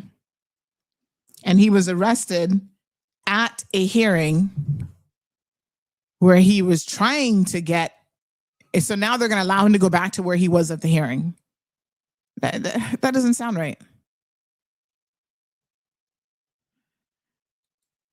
Now, there's a lot of discussion about what Trump is trying to do with Greenland. And I'm trying to find a clip that I had here last night so I can share this one with you because it's important to even try to understand his fixation and his logic. This is when people say that he's so intelligent. That I have to question why. So he claims that, you know, Greenland is a strategic position for the UK, but for the US, my apologies. But we have to remember that this is the same man who, if we're to believe him, and this is what I was saying yesterday, how do you know what to believe with this guy? On the one hand, you know, you claim that he's so intelligent and he's been telling us, okay, he's going to invade Venezuela, for example. And everybody says, well, when Trump tells you he's going to do something, he's going to do it. Well, okay. But I mean, he said a lot of things and he's backtracked and flipped and all over the place. But there is an interesting dynamic to this Greenland situation because, again, this is one of the situations where he literally says that Putin is his friend. So if that is your friend and you guys have a, great relationship, then why are you worried about the Russians? Like it doesn't even make any sense. Like the things that this man says and does makes zero sense. It is just, let me see if this is the one that I'm looking for. Give me 1 second here. There's several. Oh yeah. So this is it. There's several videos on point here where people are trying to dissect and understand the logic behind what Trump is doing. And, obviously a lot of what he says and does just simply isn't logical. So here are 2 points about him wanting to acquire Greenland. I mean, he said he will take it by force, and the European Union seems to be standing behind Greenland, Denmark, and others saying, oh, no, you won't. That's just not how it's going to work. Right, that Trump is moving towards taking Greenland. We will hear these lines again and again and again, and we need to start challenging them. And one fundamental line is Greenland is absolutely essential to the security of NATO because, Russia can use the Arctic, and therefore the United States obviously has to make Greenland part of the United States. Now, there's a number of claims there. Number one, this isn't an administration that actually behaves as though Russia is an existential threat. If they really believed Russia was an existential threat, they'd be doing different things in Ukraine. In fact, it's an administration that keeps assuring us that Putin has perfectly reasonable demands in Ukraine. If you just gave him Eastern Ukraine, he's not going to cause any trouble to anyone anyway. So how does that stack with we need Greenland because Russia is an existential threat? Number two, there is no limit, basically, to the number of troops that the United States could keep in Greenland. Mm-hmm. They have actually radically reduced the number of their troops in Greenland. There's no reason for them to own Greenland if what they're saying is this is vital to NATO's security. The only conclusion is they need US troops there, but they've decided not to put US troops there, despite the fact that Denmark is happy for them to keep troops there. The more dramatic thing is that Trump doesn't even really bother that much with legal arguments. No. That there's not even the hypocritical stuff that gunboat diplomacy in the 19th century did. When Britain was going around doing terrible things and taking other people's territory, they were always pretending they were doing it for a good reason. They were dealing with the slave trade or they were dealing with some human rights abuse. Trump is almost the first person since Genghis Khan to say, I'm just going to help myself to territory. I'm not even going to pretend actually this ever belonged to the United States. But instead, to quote Stephen Miller, the US should have Greenland. The word he and others have been using, I've noticed, I think Vance used this word as well, when they were questioned about, is this legal? And they talked about, well, we can sit here and talk about international niceties, okay? And so the nicety is the idea that there is such a thing as a sovereign nation. As Stephen Miller said, it's a very small population, but it's a country, it's a people, it's a culture, it's a history. Oh, Lord have mercy. Sovereign countries being sovereign and talking about the law is a nicety. Wow. What a mess. Trump says the U.S. needs Greenland for its own security. Fact is, the U.S. already has not one, but 2 treaties to safeguard Greenland. The first, the 1951 Defense of Greenland Agreement. It gives the U.S.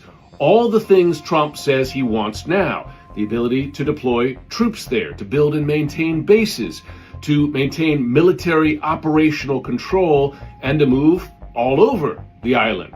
Something that was actually expanded by Denmark just last year. The second treaty is one I'm sure you've heard of, and that's the NATO treaty. And why this is important? Because the NATO treaty treats any attack on the territory of a NATO member, including Greenland, a territory of Denmark, as an attack on all NATO allies, which then obliges those allies, including the U.S., and gives them the right to respond militarily. That's 2 treaties. One final note, when President Trump talks about mineral reserves on Greenland, note this.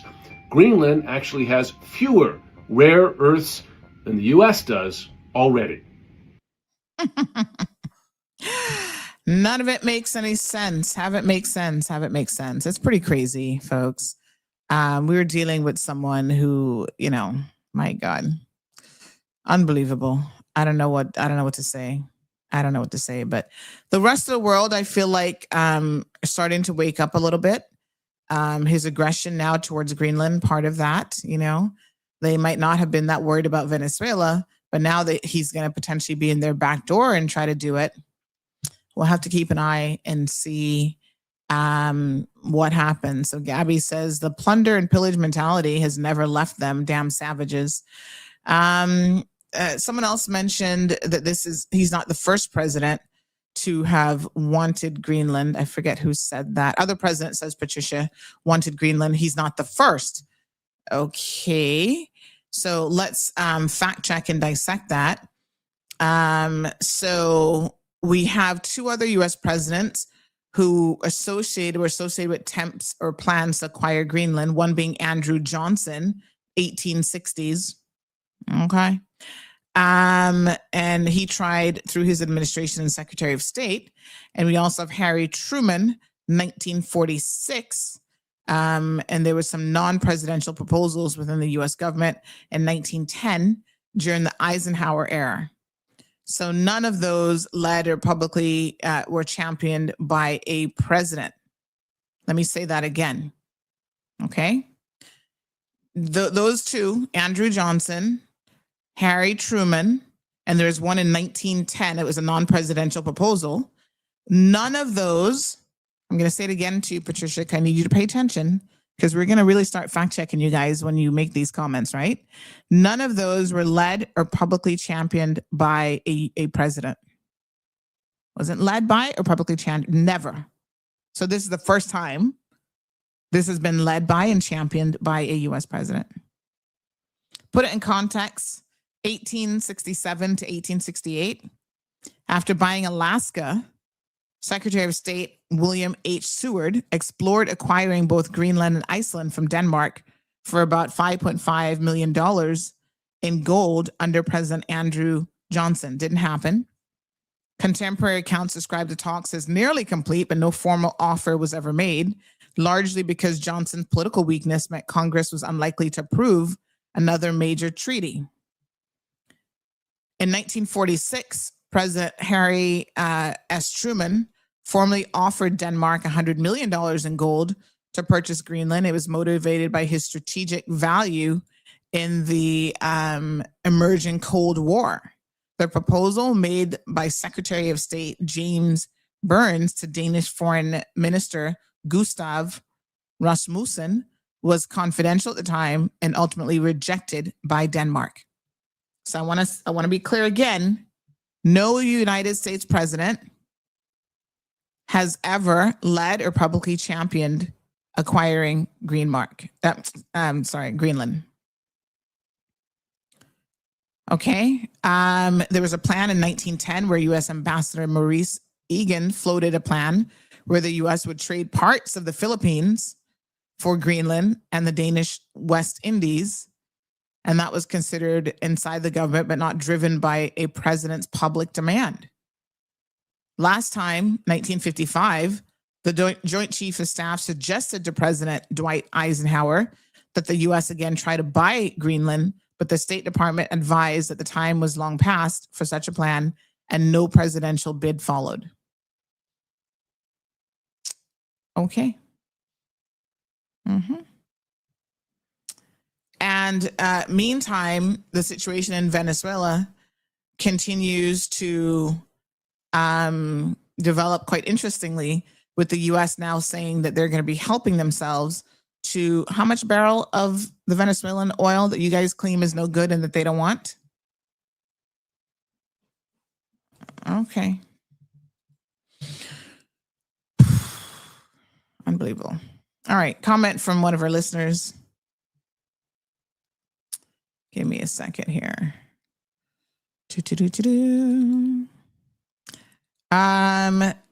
Please post anonymously. This is not the first time that America has locked up people unjustly. There's a really good new podcast by Rachel Maddow called Burn Order about how the Japanese were interned during World War II. We talked about this yesterday, in fact.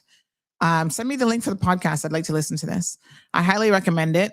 She has some good ones, and my favorite is Ultra.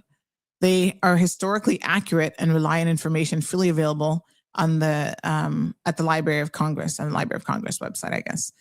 So yeah, I mean, like I said, America, this is why I was talking about the whole slave history, because, and the American Indians, because they have built America on the backs of other people, of slaves, of Native Americans.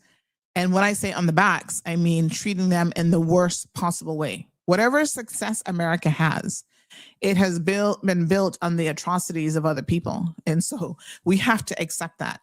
And that's why there's still people, thank you, Florida, 30 to 50 million barrels. Yeah, and it wasn't about the oil. And that's why we continue to see that now there is this ongoing rhetoric, you know, to continue this type of thought. Like, some people never got past it. Some people don't understand that slavery is long over and they're not a slave master and we're not, you know, they're house niggers or they're slaves. So that's why they act in the way that they do. Aliano says, thank you, Miss Sandy. Some people love misconstruing the facts to play into a flawed narrative. Well, we're going to start fact checking you guys here. You know, a lot of times I'm like, okay, that's an opinion. But when you state it like it's a fact, as you just did, we're going to fact check you. And what you said is not accurate at all. Sia says, so if Trump manages to buy Greenland, this is a bad thing. It's not for sale. Sia, it's not for sale. What part of this are you missing here? I mean, I'm a little bit lost. What do you mean manages to buy? This is a man who said that he will take it by force. Now they're trying to change the narrative a little bit because the rest of the world is like, what? It's not for sale. How can you buy something that nobody's selling to you? And if you try to take it from them, then that means that you're doing so by force. They have made it. In case you missed it, let's tell you what they've said. I would like to take this opportunity to send a message directly to the United States of America. The US is a big country and Denmark is a small one. We have looked up to you and you have inspired us. Because since the Second World War, you have defended the free world, created prosperity and progress, peace and freedom. And we have tried to give back to you by always supporting you and by showing up every time you called. In us, you have a friend that has always kept our word, a friend you have always been able to rely on. There is nothing I want more than for our friendship to continue. Because if we let ourselves be divided as allies, then we do our foes a favor. And I will do everything that I can to prevent that from happening. Therefore, when you ask our businesses to invest in the US, they do. When you ask us to spend more on defense, we do. And when you ask of us to strengthen security in the Arctic, we are on the same page.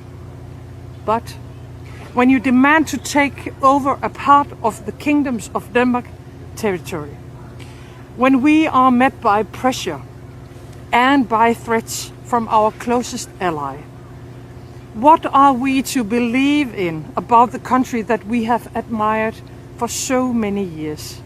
The country that, if any, have stood up for others' freedom. You know us, you know what we stand for, and you know that we don't give in. And that is why I have to say very clearly, national borders, sovereignty of states, and our integrity, these are all principles rooted in international law. These are fundamental principles formed after the Second World War so that small countries don't have to fear big ones. And so, this is not only about Greenland or Denmark. This is about the world order that we have built together across the Atlantic over generations. You cannot annex another country, not even with an argument about international security. Okay. They're saying that they're not for sale.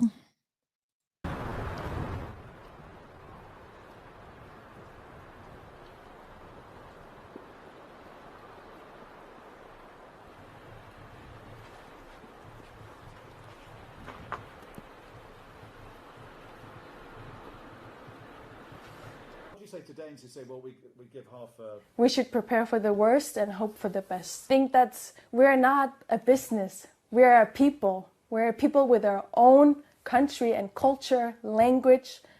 We are not a product. So I think people should really think about that.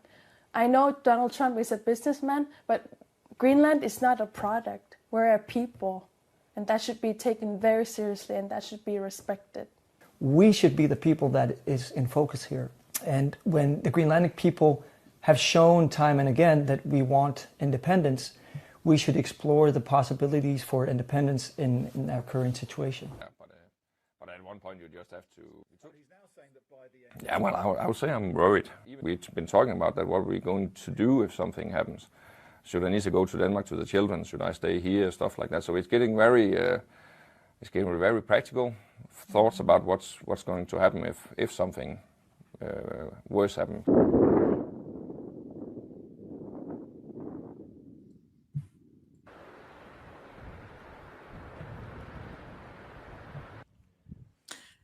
All right, folks. They say that it's not for sale. And I'm sorry, but, you've got to respect people's right to sovereignty. So you're fixated on Russia taking over Greenland. Russia has never even said that they wanted to take over Greenland. They've made no such declarations. I mean, I don't know what you're drinking this morning, but come on. And according to Trump, Russia is his friend. He's met the Russian president more times than anybody else.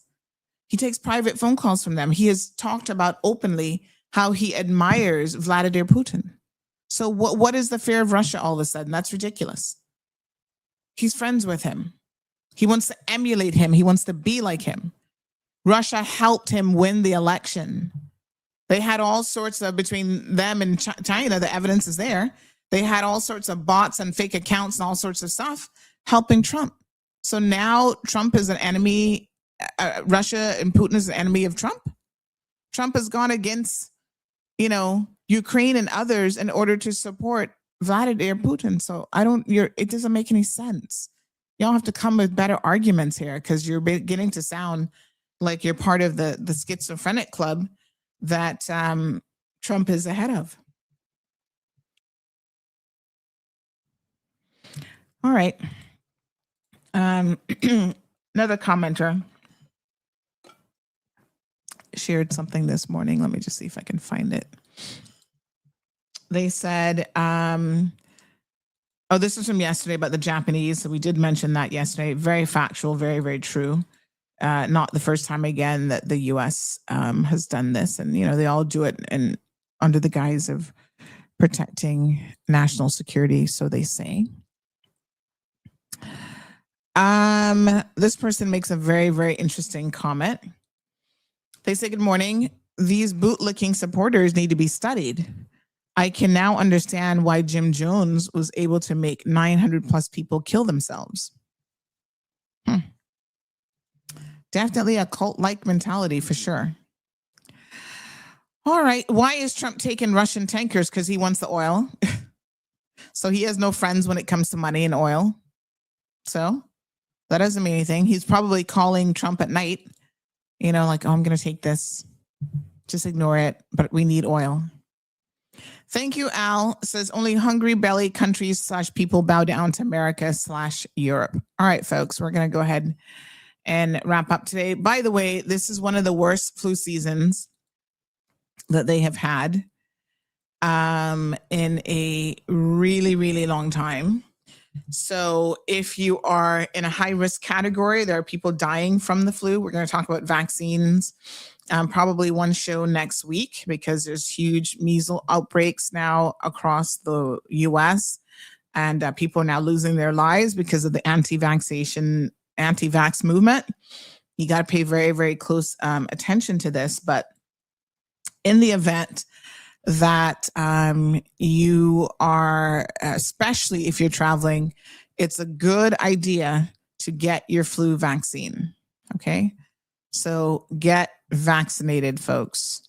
Some people, especially children, are more high risk than other people. I'm going to get my flu vaccine this year.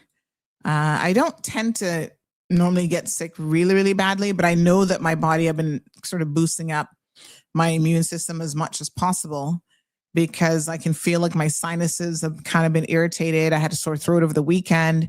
Big shout out to a friend who recommended, she actually bought me this vitamin elixir thing that you can get on Amazon. She bought it for me and it's like $50 for the bottle, but I can tell you that ish seems to work because I had a sore throat on Sunday and I took one dose of it and my sore throat was gone. But I kind of still feel like, so I'm going to do my part. I'm going to use my nasal rinse. I think that does help. I haven't had anything really serious in a couple years now, and I'm in the middle of a lot projects and stuff right now, so I don't want to get sick. Timing would be horrible, but what I can say to you is to really try to boost up your immune system and get the shot if you're in a high risk category. I think we're all probably more high risk than you realize. So I'm going to do my vaccine.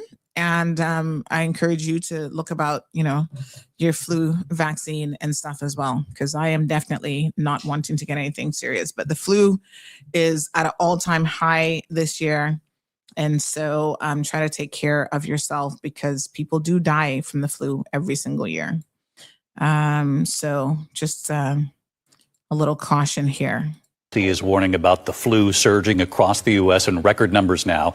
Roughly 11 million cases reported, 5,000 deaths. In fact, 45 states tonight now reporting very high or high flu activity, New York being hit especially hard. And what we've learned this evening about this year's flu shot, how effective will it be in fighting this? Here's Stephanie Ramos.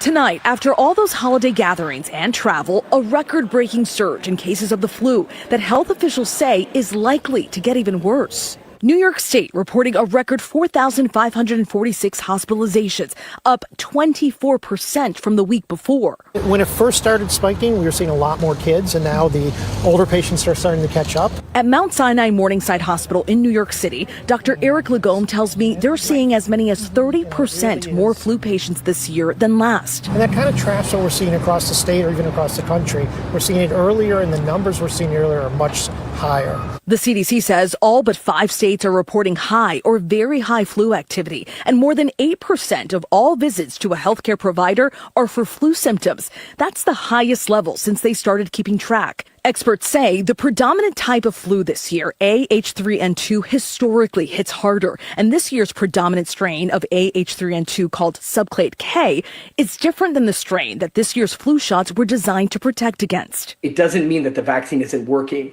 That vaccine, like we've seen historically, will protect you against severe illness, hospitalization, and even death. So it's still not too late to get that flu shot. And David, sadly, so far this season, there have been at least 10 pediatric deaths from the flu. Last season, 289 kids died from the flu. That is a record. About 90% of those kids were not vaccinated. David. Stephanie Ramos on these flu fears tonight. Steph, thank you. All right, folks, thank you so much.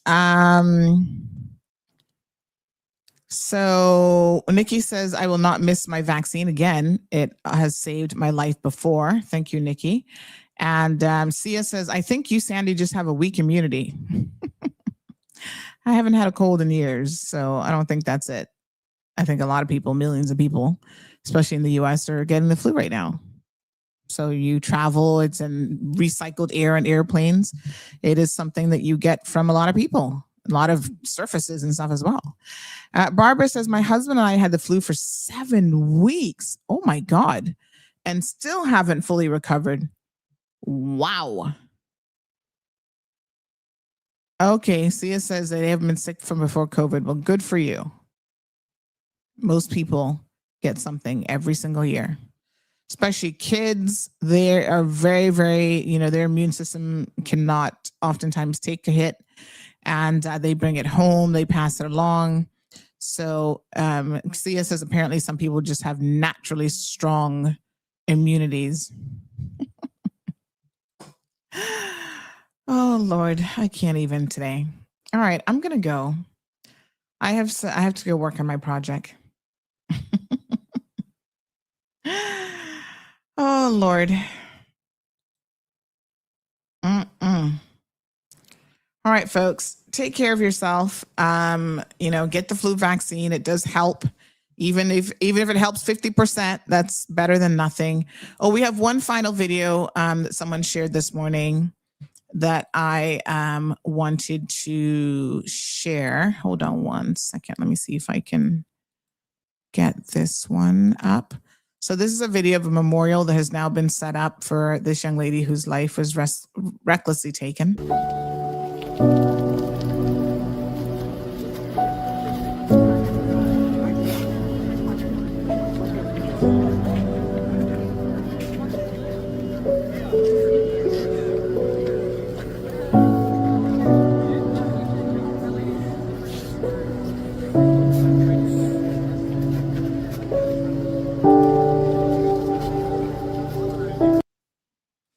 So Renee Nicole Good, 37 years old, now sick, unfortunately. Now deceased, unfortunately, at the hands of an ICE agent. America, you got to do better. You have got to do better. This is just completely unacceptable. Really and truly. This is beyond sad. This is beyond sad, Keith. I hope that she's able to get justice. I hope that the American people are able to get justice, in the way in which ICE is carrying out their mandate of recklessness has got to be curtailed. So the world is watching. America, your own people are watching, and the world is watching. And we're disappointed. I'm so disappointed. Makes me sick to my stomach, quite frankly.